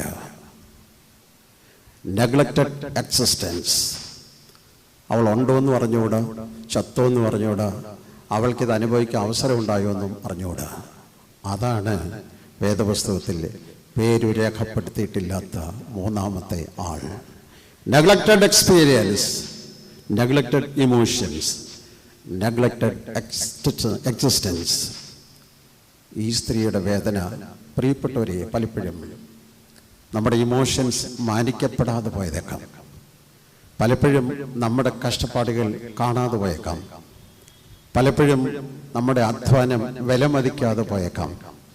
ചിലപ്പോൾ നമ്മുടെ വാക്കുകൾ ദുർവ്യാഖ്യാനം ചെയ്യപ്പെട്ടു പോയേക്കാം. അതിൻ്റെ പ്രതിനിധിയാണ് ആര്? ഇയ്യോബിന്റെ ഭാര്യ അതിൻ്റെ പ്രതിനിധിയാണ്. പേരില്ലാത്ത സ്ത്രീ. ഫോർത്ത്, നാലാമത് തിരുവചനം പ്രതിപാദിക്കുന്ന നാലാമത്തെ ആൾ മാർക്കോസ് സുവിശേഷം 5-ാം അധ്യായം 25 മുതൽ 34 വരെയുള്ള വാക്യങ്ങൾ. മാർക്കോസ് 5-ാം അധ്യായം 25 മുതൽ 34 വരെയുള്ള വാക്യങ്ങൾ. യേശുവിൻ്റെ പുറകെ നടക്കുന്ന ഒരു സ്ത്രീ, 12 വർഷമായി, നിങ്ങൾക്ക് ആളിനെ പറഞ്ഞാൽ പരിചയമുണ്ട്, 12 വർഷമായി രക്തസ്രവ രോഗമുള്ളൊരു സ്ത്രീ. വലിയ ജനക്കൂട്ടത്തിൻ്റെ ഇടയിലൂടെ തള്ളിക്കേറി അകത്തേക്ക് കയറിയിട്ട് അവനെക്കുറിച്ചുള്ള ശ്രുതി കേട്ടിട്ട് അവന്റെ വസ്ത്രത്തിന്റെ വെളുമ്പിലെങ്കിലും ഒന്ന് തൊട്ടാൽ എനിക്ക് സൗഖ്യം വരുമെന്ന് കരുതി പോവുകയാണ്. അവളെക്കുറിച്ച് പറയുന്നത് സകല വൈദ്യന്മാരാലും ചികിത്സിച്ചു. അവിടെ അലോപ്പതിയും ഹോമിയോപ്പതിയും എന്തൊക്കെ പതിയുണ്ടോ എല്ലാ പതിയും ചികിത്സിച്ചു. അതാണ് സകല വൈദ്യന്മാരും നോക്കി. അവളുടെ സകല ധനവും സകല സ്വത്തും വെച്ച് ട്രീറ്റ്മെന്റ് നടത്തി. എന്നിട്ടും സുഖമായിട്ടില്ല. 12 വർഷമായി രക്തസ്രവ രോഗമുള്ള സ്ത്രീ. അവളുടെ ആരോഗ്യം നഷ്ടപ്പെട്ടു, അവളുടെ ആസ്തി നഷ്ടപ്പെട്ടു. 4 നഷ്ടങ്ങളാണ് അവൾക്കുണ്ടായത്. ആരോഗ്യനഷ്ടം, ആസ്തി നഷ്ടം, അഭിമാന നഷ്ടം, ആശ്വാസം നഷ്ടം. അഭിമാന നഷ്ടം എന്താ? നിങ്ങൾ ശാന്തമായി പഠിക്കാൻ താല്പര്യമുള്ളവർ ലേവ്യ പുസ്തകം 15-ാം അധ്യായം 25 മുതലുള്ള വാക്യങ്ങൾ വീട്ടിൽ ചെന്ന് വായിക്കണം. അവിടെ പറഞ്ഞിട്ടുണ്ട് രക്തസ്രവ രോഗമുള്ള ഒരു സ്ത്രീയുടെ അവസ്ഥ എന്താണെന്ന്. സ്ത്രീകൾക്ക് സ്വാഭാവികമുണ്ടാകുന്ന രക്തസ്രവം അല്ല, അത് വിശദമായിട്ട് പറഞ്ഞിട്ടുണ്ട് അവിടെ. അങ്ങനെയുള്ള രക്തസ്രവ രോഗമുള്ള സ്ത്രീകൾ, അവർക്ക് പൊതുജന മധ്യത്തിൽ കയറാൻ പറ്റില്ല. അവരുപയോഗിക്കുന്ന പാത്രം വേറെ ആർക്കും ഉപയോഗിക്കാൻ പറ്റില്ല. അവർ വസിക്കുന്ന സ്ഥലത്ത് വേറൊരാൾക്ക് വസിക്കാൻ പറ്റില്ല.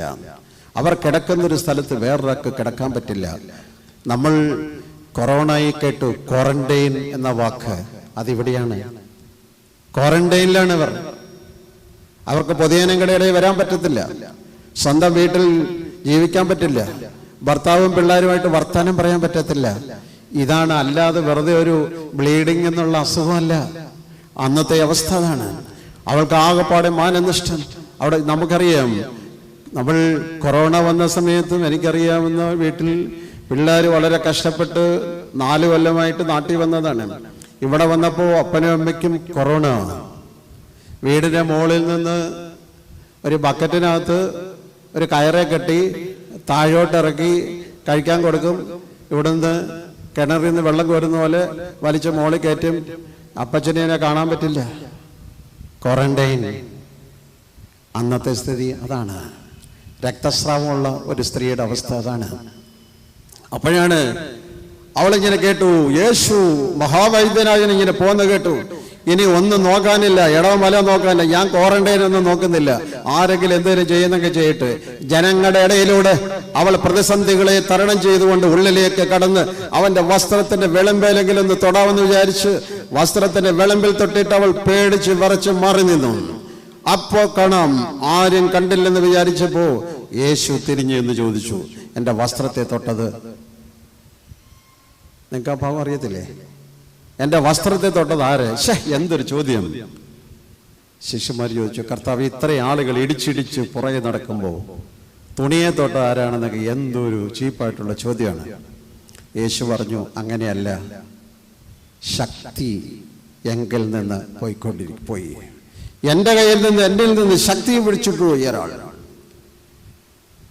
ഇത് കേട്ടപ്പോ അവൾ, ആരാണ് തൊട്ടതെന്ന് ചോദിച്ചപ്പോൾ അവിടെ നിങ്ങൾ വീട്ടിൽ ചെന്ന് വായിക്കണം ആ ഭാഗം. ഭയത്തോടും വിറയലോടും കൂടെ അവൾ നിന്നു, പേടിച്ച് വിറച്ചു നിന്നു. നീ ക്വാറന്റൈൻ ലംഘിച്ച് വന്നവളല്ലേ, ആ സമൂഹം അവൾക്ക് ശിക്ഷ കൊടുക്കും. ചെയ്തതിന് പെനാൽറ്റി ഉണ്ടാകും, പണിഷ്മെന്റ് ഉണ്ടാകും. ഇവന്റെ വസ്ത്രത്തെ തുണിയെ തൊട്ടത് അതിലും പ്രശ്നമാണ്. ആരുടെ വീട്ടിലുള്ളവരുടെ തുണിയെ പോലും തൊടാൻ പറ്റാത്ത അവസ്ഥയാണ്. പിന്നെ ചെയ്ത വൃത്തിയിടല്ലേ. അവൾ പേടിച്ചു വിറച്ചു നിന്നു. പ്രിയപ്പെട്ട സ്നേഹിതരെ, ഈ സ്ത്രീയിൽ ഞാൻ കാണുന്ന ചിത്രം 3-4 വാക്കുകളാണ്. ഒന്ന്, അവളുടെ വിശ്വാസ സ്പർശനമാണ്. അവൾ വിശ്വാസത്തോടെ തൊട്ടു, ചുമ്മാത് തൊട്ടതല്ല. അവിടെ കുറെ പേര് യേശുവിന്റെ പുറകെ തള്ളി നടന്നു. ഈ തള്ളുക എന്ന് പറഞ്ഞാൽ പണ്ട് നമ്മൾ പറയുന്ന അർത്ഥമല്ല ഇപ്പൊ പണ്ട് നമ്മൾ തള്ളുക എന്ന് പറഞ്ഞാൽ എന്താ, നമ്മൾ ചോദിക്കുന്നത് റഷ് എന്നായിരുന്നു ഉദ്ദേശം. ഇപ്പൊ തള്ളുക എന്ന് പറഞ്ഞാൽ വേറെ അർത്ഥമാണ്, നിങ്ങൾക്കൊക്കെ അറിയാം. ധാരാളം ആളുകൾ തള്ളി നടന്നു. അവന്മാർക്കൊന്നും ശക്തി കിട്ടിയില്ല. തള്ളുന്നവനല്ല ശക്തി, പിന്നെ വിശ്വാസത്തോടെ സ്പർശിക്കുന്നവർക്കാണ് ശക്തി. എൻ്റെ പദവി നോക്കിയല്ല ശക്തി കിട്ടുന്നത്, നിന്റെ മനസ്സ് നോക്കിയാണ് ശക്തി. അതാണ് ആ സ്ത്രീ പറഞ്ഞു. ഇതുവരെ എല്ലാവരും തള്ളിയതുപോലല്ല, പിന്നെ ഇവൾ ശക്തി എങ്കിൽ നിന്ന് കൊണ്ടുപോയി. വിശ്വാസ സ്പർശനം, അതാണ് ശക്തി കൊണ്ടുപോയത്. പ്രിയപ്പെട്ടവരെ, ഒരു കാര്യം കൂടി പറയട്ടെ. അവിടെ വായിക്കുന്നിടത്ത് പറയാണ്, അവൾ യേശുവിനെ കുറിച്ചുള്ള വാർത്ത കേട്ടിട്ട് ആ കേൾവി അനുഭവമാക്കാൻ ചെന്നവളാണിവൾ. നമ്മളൊക്കെ കേൾവിക്കാരാണ്. നമ്മളിപ്പോൾ 5 ദിവസമായിട്ട് ഇവിടെ പ്രസംഗം കേൾക്കുന്നു. കുറേ കാര്യങ്ങൾ കേട്ടു, കുറേ കാര്യങ്ങൾ പഠിച്ചു, കുറേ കാര്യങ്ങൾ എഴുതി വെച്ചു, കുറേ കാര്യങ്ങൾ കേട്ടു, കുറേ സമയം ഉറങ്ങി. ഇതെല്ലാം കൂടെ കിട്ടി. ശരി, കേൾവിയുടെ തലത്തിൽ നിന്ന് അനുഭവ തലത്തിലേക്ക് ചെല്ലുമ്പോഴാണ് ദൈവാനുഗ്രഹം. കേൾവിയുടെ തലത്തിൽ നിന്ന് അനുഭവ തലത്തിലേക്ക് ചെല്ലുമ്പോഴാണ് ദൈവാനുഗ്രഹം ഉണ്ടാകുന്നത്. എനിക്ക് കർത്താവിനെ കുറിച്ച് കുറേ കാര്യങ്ങൾ പറയാനറിയാം, യേശുവിനെ കുറിച്ച് എനിക്ക് പാടാനറിയാം, എനിക്ക് കർത്താവിനെ കുറിച്ച് ദീർഘമായി പ്രസംഗിക്കാൻ അറിയാം. അതുകൊണ്ട് അനുഭവം ആവില്ല. എൻ്റെ കർത്താവ് വിശ്വാസത്തോടെ സ്പർശിക്കുന്നവന് മാത്രമേ അറിവ് അനുഭവമായി മാറുകയുള്ളൂ. നമ്മൾ സാധാരണ ആരാധനയിൽ പ്രാർത്ഥിക്കാറുണ്ട്, വൈദ്യന്മാർ പക്കൽ ഞാൻ പോയി അവരൗഷധമെല്ലാം ചെയ്തിട്ടില്ലൊരു ഗുണവും എൻ വ്രണമോ കഠിനം നൽവൈദ്യ നിന്നെ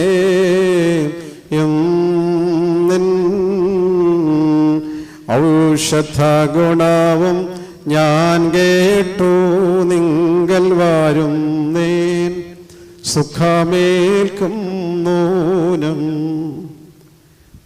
വൈദ്യന്മാർ പക്കൽ ഞാൻ പോയി. ഞാൻ കുറേ വൈദ്യന്മാർ, അത് ഈ പെണ്ണിന്റെ കഥയാണ് ഈ പാട്ടിൽ പറയുന്നത്. ഞാൻ എല്ലാ വൈദ്യന്മാരുടെ അടുത്ത് പോയി, അവരുടെ ഔഷധ ഗുണമൊക്കെ ഞാൻ ഇങ്ങനെ പറഞ്ഞു കേട്ടു. ഞാനിപ്പോ ഒരു ഔഷധ ഗുണം വേറൊരു ഔഷധം ഉണ്ടെന്ന് ഞാൻ കേട്ടു. നസ്രായൻ അതിലേക്കൂടെ കടന്നു പോകുന്നുള്ള അവനിലുള്ള ഔഷധ ഗുണം അത് കേട്ടിട്ട് ഞാൻ നിങ്കൽ വരുന്നേൻ സുഖമേൽക്കാൻ. ഇവിടെയാണ് അവിടെ ചെന്ന് സുഖമേറ്റിച്ച് അവളെ കർത്താവ് എല്ലാവരുടെ മുമ്പിൽ എന്തിനാണ് നാണം കെടുത്തിയത്? അത് നാണം കെടുത്തിയതല്ല, പിന്നെ ഇവളുടെ ക്വാറന്റൈൻ അവസാനിച്ചു എന്ന നാട്ടുകാരെല്ലാം അറിയാൻ വേണ്ടിയാണ്. ഇവളെ നിങ്ങൾ ഇനി മാറ്റി നിർത്തരുത് എന്ന് അറിയാൻ വേണ്ടിയാണ് എല്ലാവരുടെയും മുമ്പിൽ പിടിച്ചു നിർത്തിയത്. അത് ദൈവം അവളെ ആക്ഷേപിക്കാൻ ചെയ്തതല്ല, ദൈവം അവളെ പ്രസിദ്ധമാക്കാൻ ചെയ്തതാണ്. കർത്താവിൻ്റെ സന്നിധിയിലേക്ക് ചെന്ന സ്ത്രീ, രക്തസ്രവക്കാരി സ്ത്രീ, വിശ്വാസ സ്പർശനം കൊടുത്ത് അനുഗ്രഹം പ്രാപിച്ച് സമാധാനത്തോടെ അവൾക്ക് നഷ്ടപ്പെട്ട 4 സംഗതിയും തിരിച്ചു കിട്ടി. ആരോഗ്യ നഷ്ടം തിരികെ കിട്ടി, അവളുടെ ആസ്തി നഷ്ടം, ഇനി അവൾക്ക് ആസ്തിയല്ല, ഇനി നിനക്ക് ഒരു ആസ്തിയിലേയും വേണ്ട, ജീവിക്കാം. അവിടെ അഭിമാന നഷ്ടം, ഇനി അഭിമാനം നഷ്ടമില്ല, നിനക്ക് ആളുകളുടെ കൂട്ടത്തിൽ താമസിക്കാം, ആളുകളുടെ കൂടെ സഹവസിക്കാം. ആശ്വാസ നഷ്ടം, ആശ്വാസ നഷ്ടമല്ല, നിനക്ക് നിന്റെ നഷ്ടപ്പെട്ട ആശ്വാസം തിരികെ കിട്ടി.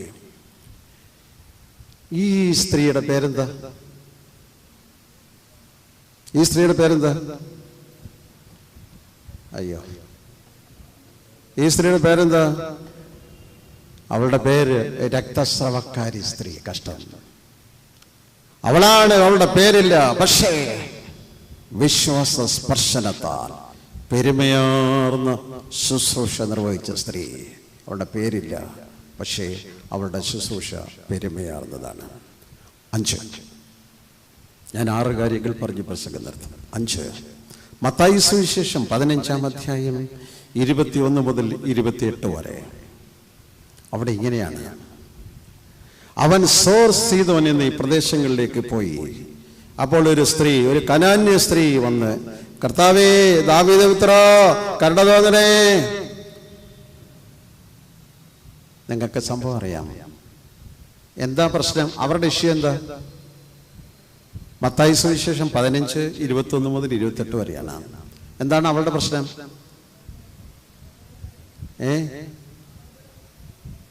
അവരുടെ പ്രശ്നമൊന്നുമല്ല. പിന്നെ എൻ്റെ മകൾക്ക് ഭൂതം, എൻ്റെ മകളുടെ ഭൂതം, കർത്താവേ എൻ്റെ മോളോട് സുഖം കൊണ്ടേ, എൻ്റെ മോളോട് കരുണ ചെയ്യണേന്നല്ല, പിന്നെ എൻ്റെ മകൾക്ക് സുഖം കൊടുക്കണേന്നല്ല, എൻ്റെ മകളോട് കരുണ ചെയ്യണേന്നല്ല പ്രാർത്ഥന. പിന്നെ ദാവീദ് പുത്ര, എന്നോട് കരുണ ചെയ്യണേ. നിനക്ക് വല്ല പ്രശ്നമുണ്ടോ? എൻ്റെ മോളുടെ പ്രശ്നമാണ് എൻ്റെ പ്രശ്നം. മാതാപിതാക്കൾക്ക് അവരുടെ ഏറ്റവും വലിയ പ്രശ്നം തങ്ങളുടെ മക്കളുടെ പ്രശ്നമാണ്. മക്കളില്ലാത്തവർക്ക് മക്കളില്ല എന്നുള്ള ദുഃഖം ഉണ്ടായേക്കാം. പക്ഷെ അതിലുപരിയായി അനേകം മാതാപിതാക്കൾ വേദനിക്കുന്നത് മക്കളെ ബാധിച്ചിരിക്കുന്ന ഭൂതം കൊണ്ടാണ്. മക്കളെ ബാധിച്ചിരിക്കുന്ന ഭൂതമെന്ന് പറഞ്ഞാൽ, ഏതാനും കൊല്ലങ്ങൾക്ക് മുമ്പ് ഞാൻ ഭൂതത്തെക്കുറിച്ച് ഒരു പ്രഭാഷണം നടത്തിയിട്ടുണ്ട്. കേട്ടിട്ടുള്ളവരുണ്ടോ എന്ന് എനിക്കറിയില്ല. ഭൂതത്തെ കണ്ടിട്ടുണ്ടോ?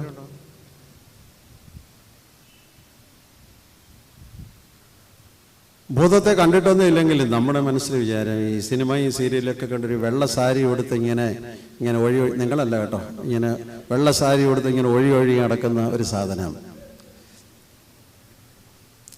ഭൂതം എന്ന് പറഞ്ഞാൽ എന്താണെന്ന് അറിയണമെങ്കിൽ കർത്താവ് ഈ സംഭവം പറയുന്നതിന് തൊട്ട് മുമ്പ് ഒരു ഭൂതഗ്രസ്തന് സുഖം കൊടുത്തിട്ട് വന്നതാണിപ്പം.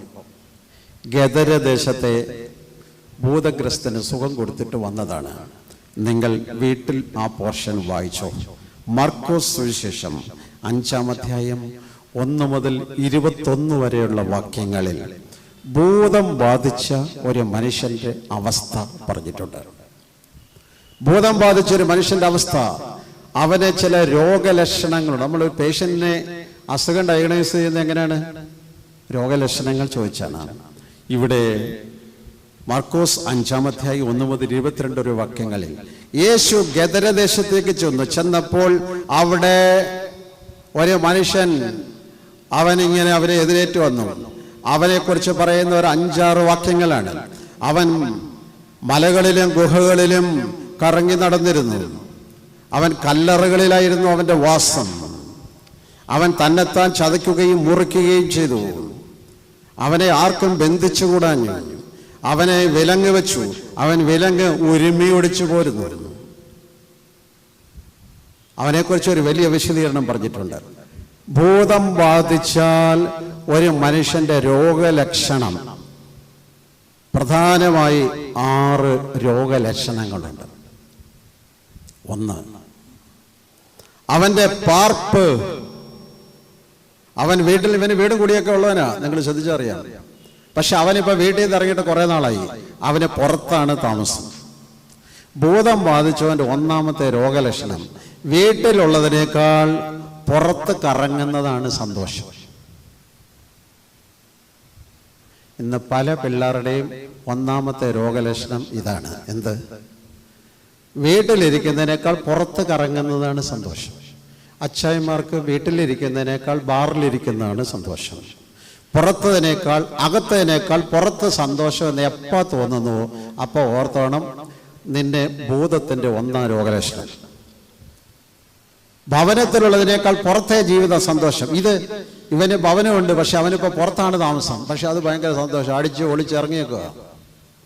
2, അവന്റെ പാർപ്പ്. ഞാൻ ഇത്രയും വേദഭാഗത്ത് പറയുന്നതിൽ 5-6 വാക്കുകളിൽ പറയാണ്. 2, അവന്റെ പാർപ്പ് എവിടെയാണ്? കല്ലറുകളിൽ. നമ്മുടെ പ്രിയപ്പെട്ടവരെ സംസ്കരിച്ചിരിക്കുന്ന കല്ലറുകൾക്ക് കല്ലറയുടേതായ പ്രത്യേകതയുണ്ട്. അതവിടെ നിൽക്കട്ടെ. അവന്റെ ഫ്രണ്ട്സ്, അവന്റെ കൂട്ടുകാർ ശവങ്ങളാണ്. ശവങ്ങളുടെ കൂടെയാണ് അവന് താമസം.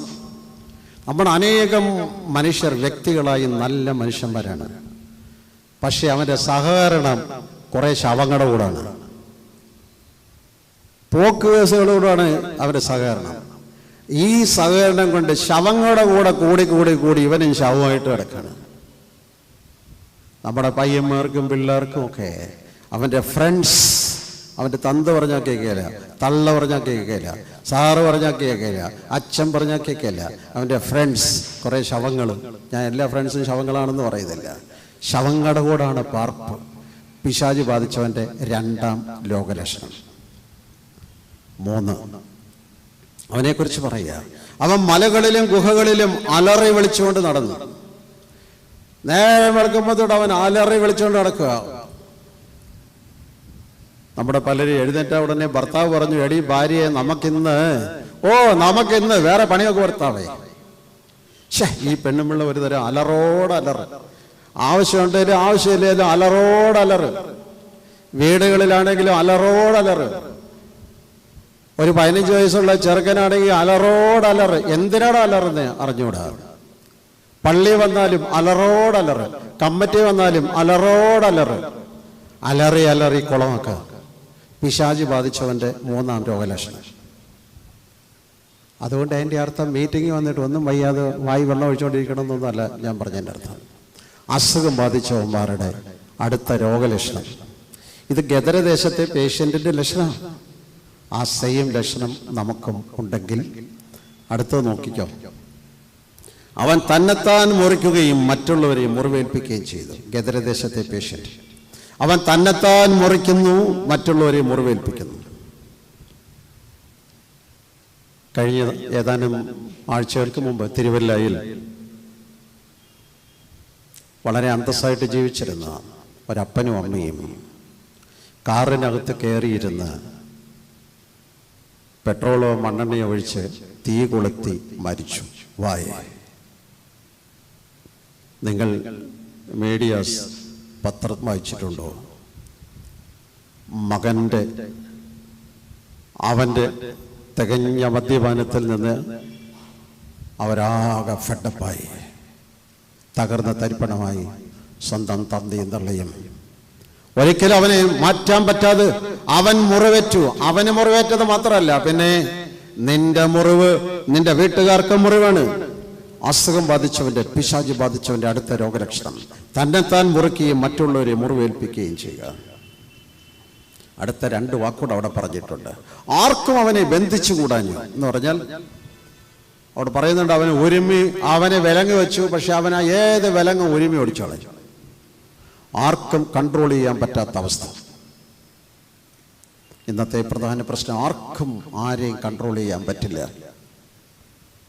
ആർക്കും ആരെയും കൺട്രോൾ ചെയ്യാൻ പറ്റില്ല. ഈ ഇടയ്ക്ക് ഒരു പോലീസ് ഓഫീസർ എന്നോട് പറഞ്ഞു, അദ്ദേഹം ഇവിടെ ഉണ്ടോ എന്ന് അറിയത്തില്ല, അച്ഛാ സത്യം പറയാമല്ലോ, ഞാൻ പുറത്തിറങ്ങുമ്പോൾ വലിയ പോലീസൊക്കെ ആണെങ്കിലും വീട്ടിൽ ചെല്ലുമ്പോൾ അവള് പോലീസും ഞാൻ കള്ളനുമാണ്.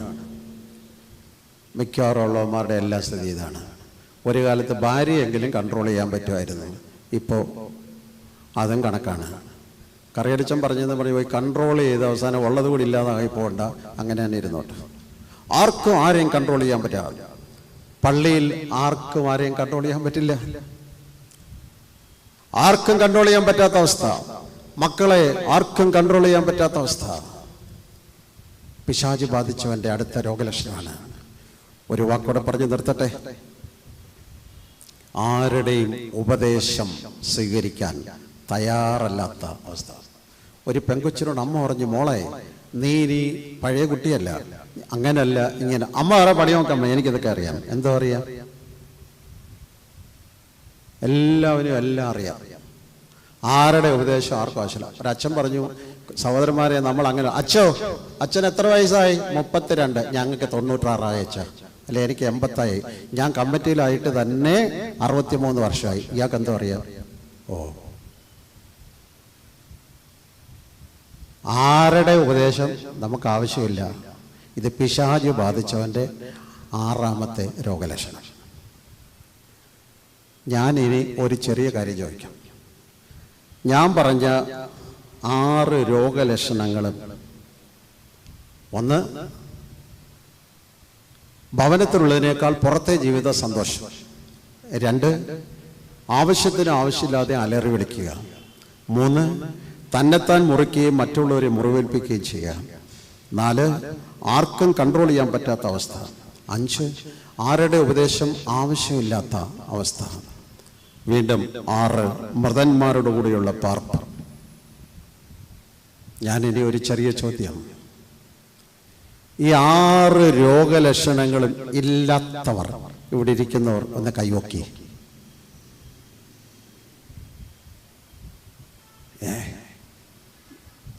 ഞാനൊരു 6 രോഗലക്ഷണം പറഞ്ഞു. ഈ 6 രോഗലക്ഷണങ്ങൾ ഇല്ലാത്തവർ, ഉള്ളവർ പറയണ്ട, ഇല്ലാത്തവർ ഒന്ന് കൈവക്കി.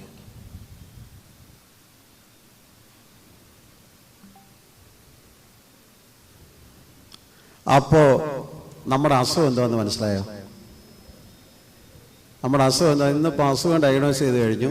ഇത് ഞാൻ പറഞ്ഞില്ലേ, നിങ്ങൾ വിചാരിക്കല്ല അച്ഛൻ ഞങ്ങളെ എല്ലാവരും ഒരു തരം പിശാചെന്ന് വിളിച്ചു. ഞാൻ വിളിച്ചതല്ല, നിങ്ങൾ തന്നെ പറഞ്ഞ അച്ഛോ ഈ രോഗലക്ഷണമല്ലേ, എനിക്ക് രോഗലക്ഷണം ഉണ്ടെങ്കിൽ നിന്റെ അസുഖം ഭൂതം.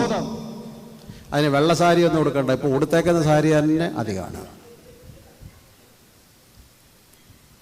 ഇവിടെയാണ് ഒരമ്മ കിടന്ന് കരയുക, എൻ്റെ മകൾക്ക് ഭൂതം. അനേകം അമ്മമാരും അനേകം പ്രിയപ്പെട്ടവരും തങ്ങളുടെ കുടുംബത്തെ ബാധിച്ചിരിക്കുന്ന ഭൂതമോർത്ത് നിലവിളിക്കുക.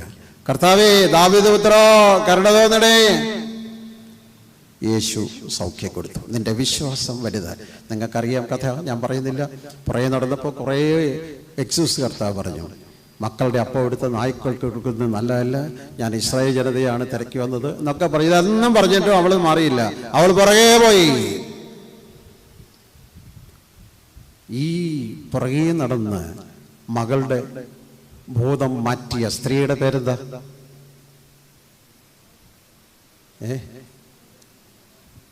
എന്താ പേര്? കനാന്യ സ്ത്രീ എന്ന് പറഞ്ഞാൽ കനാൻകാരി സ്ത്രീ. അവിടെ പേരറിഞ്ഞൂടാ. ചിലരൊക്കെ ജ്ഞാനായക്കാരി സ്ത്രീ എന്ന് പറഞ്ഞത്. ജ്ഞാനായക്കാരിയല്ല, ജ്ഞാനായക്കാരി എന്ന് പറഞ്ഞ ഒരു സഭയുടെ പേരാണ്. ജ്ഞാനായക്കാരി സ്ത്രീ അല്ല, കനാന്യ സ്ത്രീ. ആറാമത് ഒരു കാര്യം കൂടെ പറഞ്ഞ് ഞാൻ നിർത്തുക. 2 രാജാക്കന്മാർ 4-ാം അധ്യായം 1 മുതൽ 7 വരെ പേര് പരാമർശിച്ചിട്ടില്ലാത്ത 7-ാം കഥാപാത്രം. 2 രാജാക്കന്മാർ 4-ാം അധ്യായം 1 മുതൽ 7 വരെ. പ്രവാചക ശിഷ്യന്റെ ഭാര്യ പ്രവാചകനായ എലീശായോട്, എൻ്റെ ഭർത്താവ് നിന്റെ ദാസനായിരുന്നു എന്ന് നിനക്കറിയാമല്ലോ, അവൻ്റെ ഒരു ഭക്തനായിരുന്നു. അവൻ്റെ മരണത്തിന് ശേഷം കടക്കാർ വന്ന് ഞങ്ങളുടെ വീട്ടിൽ വന്ന് എൻ്റെ മക്കളെ പിടിച്ചുകൊണ്ടു പോകുന്നു. അതുകൊണ്ട് എന്ത് ചെയ്യണമെന്ന് അറിഞ്ഞൂടാ. എലീശ പ്രവാചകന്റെ ഒരു ശിഷ്യൻ, ഒരു ദൈവവേലക്കാരൻ, നമ്മുടെ ഭാഷയിൽ പറഞ്ഞാൽ, അയാൾ പെട്ടെന്നങ്ങ് മരിച്ചുപോയി. അപ്പോൾ അയാളുടെ ഭാര്യ വന്ന് പ്രവാചകനോട് പറയുന്ന ഒരു വിഷമാണ്, എൻ്റെ ഭർത്താവ് മരിച്ചു കഴിഞ്ഞപ്പോൾ കടക്കാരന്മാര് വീട്ടിൽ വന്ന് പിള്ളേരെ 2 പേരെയും പിടിച്ചോണ്ട് പോവാ, എന്ത് ചെയ്യണമെന്ന് അറിഞ്ഞൂടാ. പ്രവാചകൻ ചോദിച്ചു, നിങ്ങളുടെ വീട്ടിൽ എന്തുണ്ട്? വീട്ടിൽ പ്രത്യേകിച്ചൊന്നുമില്ല, ഒരു ഭരണിക്കകത്ത് ശകല എണ്ണ മാത്രമുണ്ട്. നിങ്ങളൊരു കാര്യം ചെയ്യും, വീട്ടിൽ ചെന്നിട്ട് ആ അയൽവക്കത്തെ വീട്ടിലെല്ലാം പോയി പാത്രങ്ങളെല്ലാം പെറുക്ക്. എന്നിട്ട് നീയും നിന്റെ മോനും കൂടെ മക്കളും കൂടെ ആ വീടിനകത്ത് കയറി കഥ കടയ്ക്ക്. ആ പാത്രങ്ങളിലെല്ലാം എണ്ണ പകർന്നുകൊണ്ടേയിരുന്നു. ആകെ ഇത്രയേ ഉള്ളൂ, അത് സാരമല്ല, നീ പകർന്നുകൊണ്ടിരുന്നു. അവർ പകരുന്നതനുസരിച്ച് എണ്ണ വർദ്ധിച്ചുകൊണ്ടേയിരുന്നു. ഇനിയും പാത്രമുണ്ടോ അയൽവക്കത്തുനിന്ന്? ഇനിയും കിട്ടാനില്ല. പാത്രം തീർന്നപ്പോൾ എണ്ണയുടെ വരവും തീർന്നു. എന്നിട്ട് പറഞ്ഞു, ആ എണ്ണ കൊണ്ടുപോയി വിറ്റ് കടം വീട്ടിക്കോളാൻ പറഞ്ഞു. ശ്രദ്ധിച്ചോ? എത്രയോ ദിവ്യമായ സന്ദേശത്തിലൂടെ 5-6 വാക്കുകളാണ് പറയുന്നത്. 1, ദൈവദാസന്മാരുടെയും ശുശ്രൂഷയും നിങ്ങളും അച്ഛന്മാരും നിങ്ങളും ഒരുപോലെ ശ്രദ്ധിക്കാനുള്ള ഒരു ശുശ്രൂഷ. 1, പ്രവാചക ശിഷ്യൻ തൻ്റെ ശുശ്രൂഷ ചെയ്തു, പക്ഷെ അവൻ്റെ കുടുംബം നോക്കിയില്ല.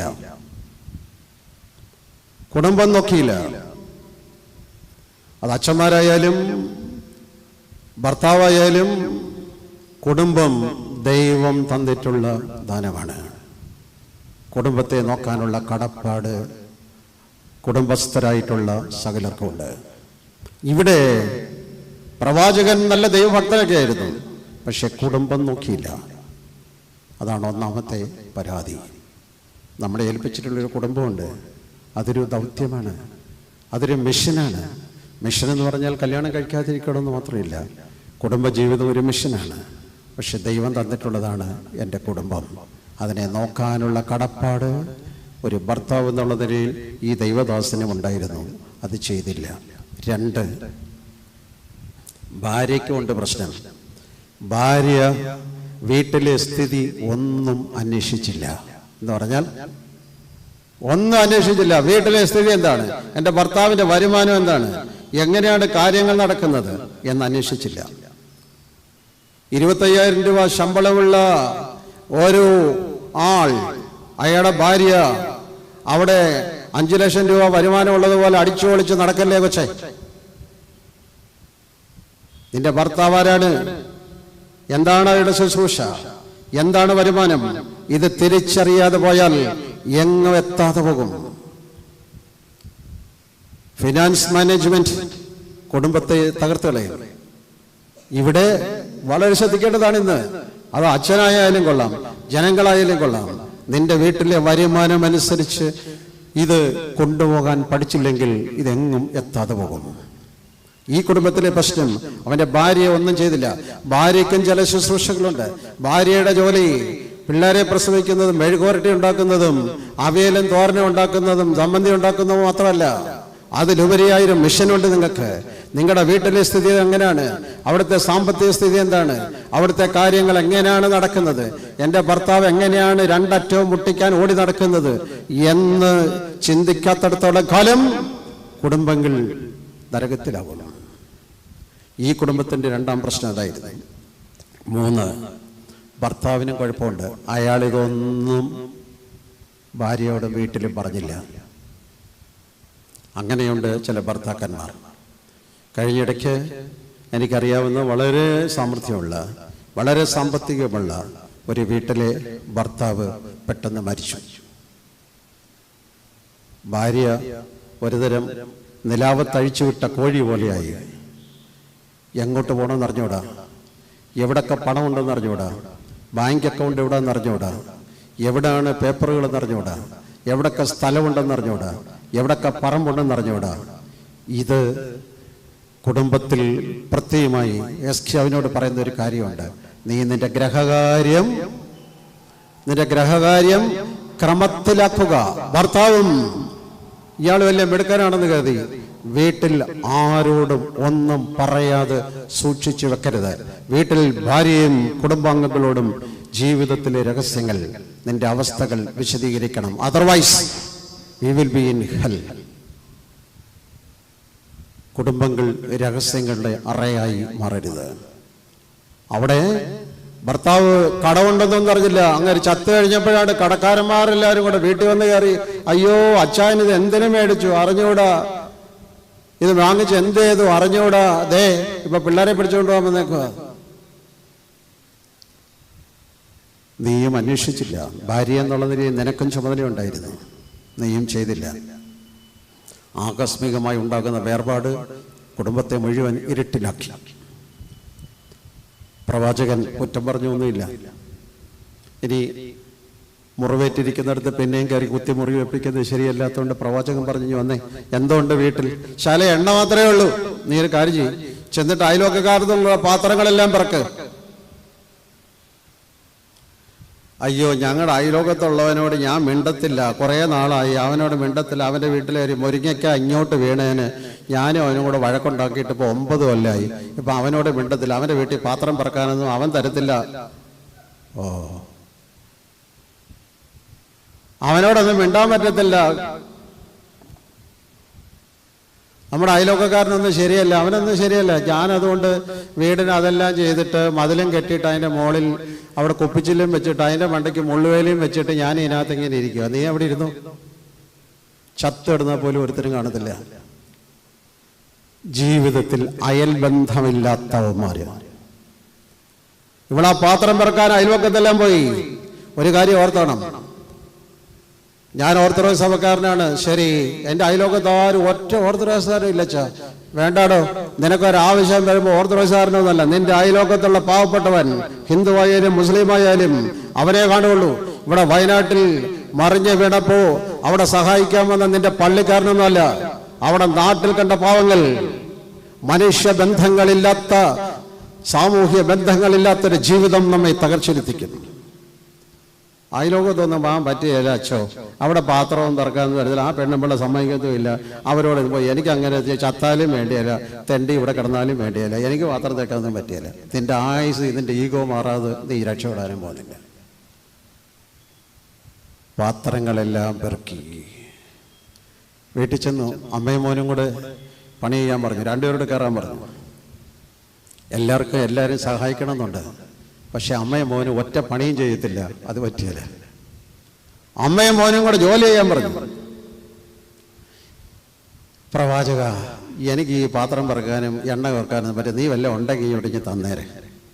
ധാരാളം പേര് സഹായത്തിന് വരുന്നവരുണ്ട്. കൊച്ചേ, ശകലം പൈസ തരാം, നീ ഒരു കച്ചവടം നടത്തുക. ഓ, എനിക്ക് വയ്യ. നീ ഒരു മെഴുകുതിരി കച്ചവടം ചെയ്യും. എനിക്കൊന്നും ചെയ്യാൻ വയ്യ, എല്ലാം നഷ്ടമാണ്. ഒരു പണിയും ചെയ്യാതെ എങ്ങനെ രക്ഷപ്പെടും? അമ്മയും മോനും കോൺസെൻട്രേറ്റ് ചെയ്ത് വർക്ക് ചെയ്തു. അങ്ങനെയാണ് പ്രവാചകൻ ആ വീടിനെ രക്ഷപ്പെടുത്തിയത്. ഇന്ന് മനുഷ്യൻ ഒരു പണിയും ചെയ്യാതെ വല്ലവനോട്ട് പണി ചെയ്ത് മാത്രം ജീവിക്കാമെന്ന് കരുതി ജീവിക്കുന്ന കുറേ മനുഷ്യരുണ്ട്. ഇവിടെയാണ് പ്രവാചകൻ പറഞ്ഞു, ജോലി ചെയ്തോളാൻ. അതിനുള്ള കാര്യങ്ങളൊക്കെ ഞാൻ ചെയ്തു തരാം, പക്ഷേ നിങ്ങൾ പണി ചെയ്യണം. അങ്ങനെ ആ വീട്ടിലെ കടം വീടി സ്ത്രീയും മക്കളും രക്ഷപ്പെട്ടു. ആ പ്രവാചക ശിഷ്യയുടെ പേരെന്താ? പേരറിഞ്ഞൂടാ, പക്ഷെ അവരുടെ ശുശ്രൂഷ, പേര്, ഇവരുടെ എല്ലാം പേരുകൾ ഇന്നും നിലനിൽക്കുകയാണ്. അവരുടെ ശുശ്രൂഷകൾ നിലനിൽക്കുകയാണ്, പക്ഷെ പേര് അറിയില്ല. ഞാൻ അതുകൊണ്ടാണ് ആദ്യമേ പ്രാർത്ഥിച്ചു പാടിയത്. നാഥനു മുൾമുടി നൽകിയ ലോകമേ, നീ തരും പേരെനിക്കെന്തിനായി. നാഥനു മുൾമുടി നൽകിയ ലോകമേ, നീ തരും പേരെനിക്കെന്തിനായി. ഇവരുടെ എല്ലാം പേരുകൾ ഇന്നും നിലനിൽക്കുകയാണ്. പക്ഷെ പേരിന് വേണ്ടി ശുശ്രൂഷ ചെയ്തവന്മാരുടെ ഒന്നും പേര് ഇന്ന് നിലവിലില്ല. ഞാൻ 6 കൂട്ടരെയാണ് ഓർപ്പിച്ചത്. 1, 5 അപ്പവും 2 മീനും നൽകിയ ബാലൻ. 2, നയമാന്റെ വീട്ടിലെ അടിമ ബാലിക. 3, വിസ്മരിക്കപ്പെട്ടവരുടെ പ്രതീകമായ ഇയ്യോബിന്റെ ഭാര്യ. 4, രക്തസ്രവക്കാരി സ്ത്രീ. 5, കനാന്യ സ്ത്രീ, മകളുടെ ഭൂതം മാറാൻ. 6, കടബാധ്യത മാറാനുള്ള പ്രവാചക ശിഷ്യന്റെ ഭാര്യ. ഒരു നിമിഷം തലവണക്കി പ്രാർത്ഥിച്ചുകൊണ്ട് ഈ ധ്യാനശകലം അവസാനിപ്പിക്കുന്നു. ജീവിതത്തിൽ എന്തും എപ്പോഴും സംഭവിക്കാം. നമ്മൾ ആരാധനയിൽ പ്രാർത്ഥിക്കുന്നുണ്ട്.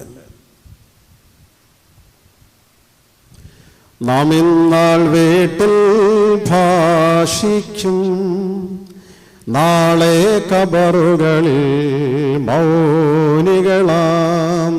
നിത്യമിതോർക്കുന്നു താൻ ധന്യൻ. നാം ഇന്നാൾ വീട്ടിൽ ഭാഷിക്കും, നാളെ കബറുകളിൽ മൗനികളാം. നിത്യമിതോർക്കുന്നു താൻ ധന്യൻ. നാം ഇന്ന് വീട്ടിൽ ഭാഷിക്കുകയാണ്, പക്ഷെ നാളെ കബറുകളിൽ ഉറങ്ങും. ഇത് ഓരോ ദിവസവും ഓർക്കുന്നവൻ ഭാഗ്യവാൻ. കർത്താവേ, നിന്റെ കൃപയിൽ ഞങ്ങളെ ഈ വർഷം കൂടെ നിർത്തിയതിനാൽ അങ്ങേക്ക് സ്തുതി. നിന്റെ സന്നിധിയിൽ ശുശ്രൂഷ ചെയ്തിട്ടുള്ളവരുടെ പേരുകളെന്നും നിലനിൽക്കും. എന്നാൽ പേരിന് വേണ്ടിയുള്ള ഓട്ടത്തിൽ അതാരും ഓർക്കാതെ പോകും. ഞങ്ങളെ സന്നിധി സൂക്ഷിക്കണമേ, കൃപയാൽ പരിപാലിക്കണമേ. വലിയവനായ രക്ഷകന്റെ ധന്യമുള്ള പരിശുദ്ധ നാമത്തിൽ തന്നെ ആമേൻ.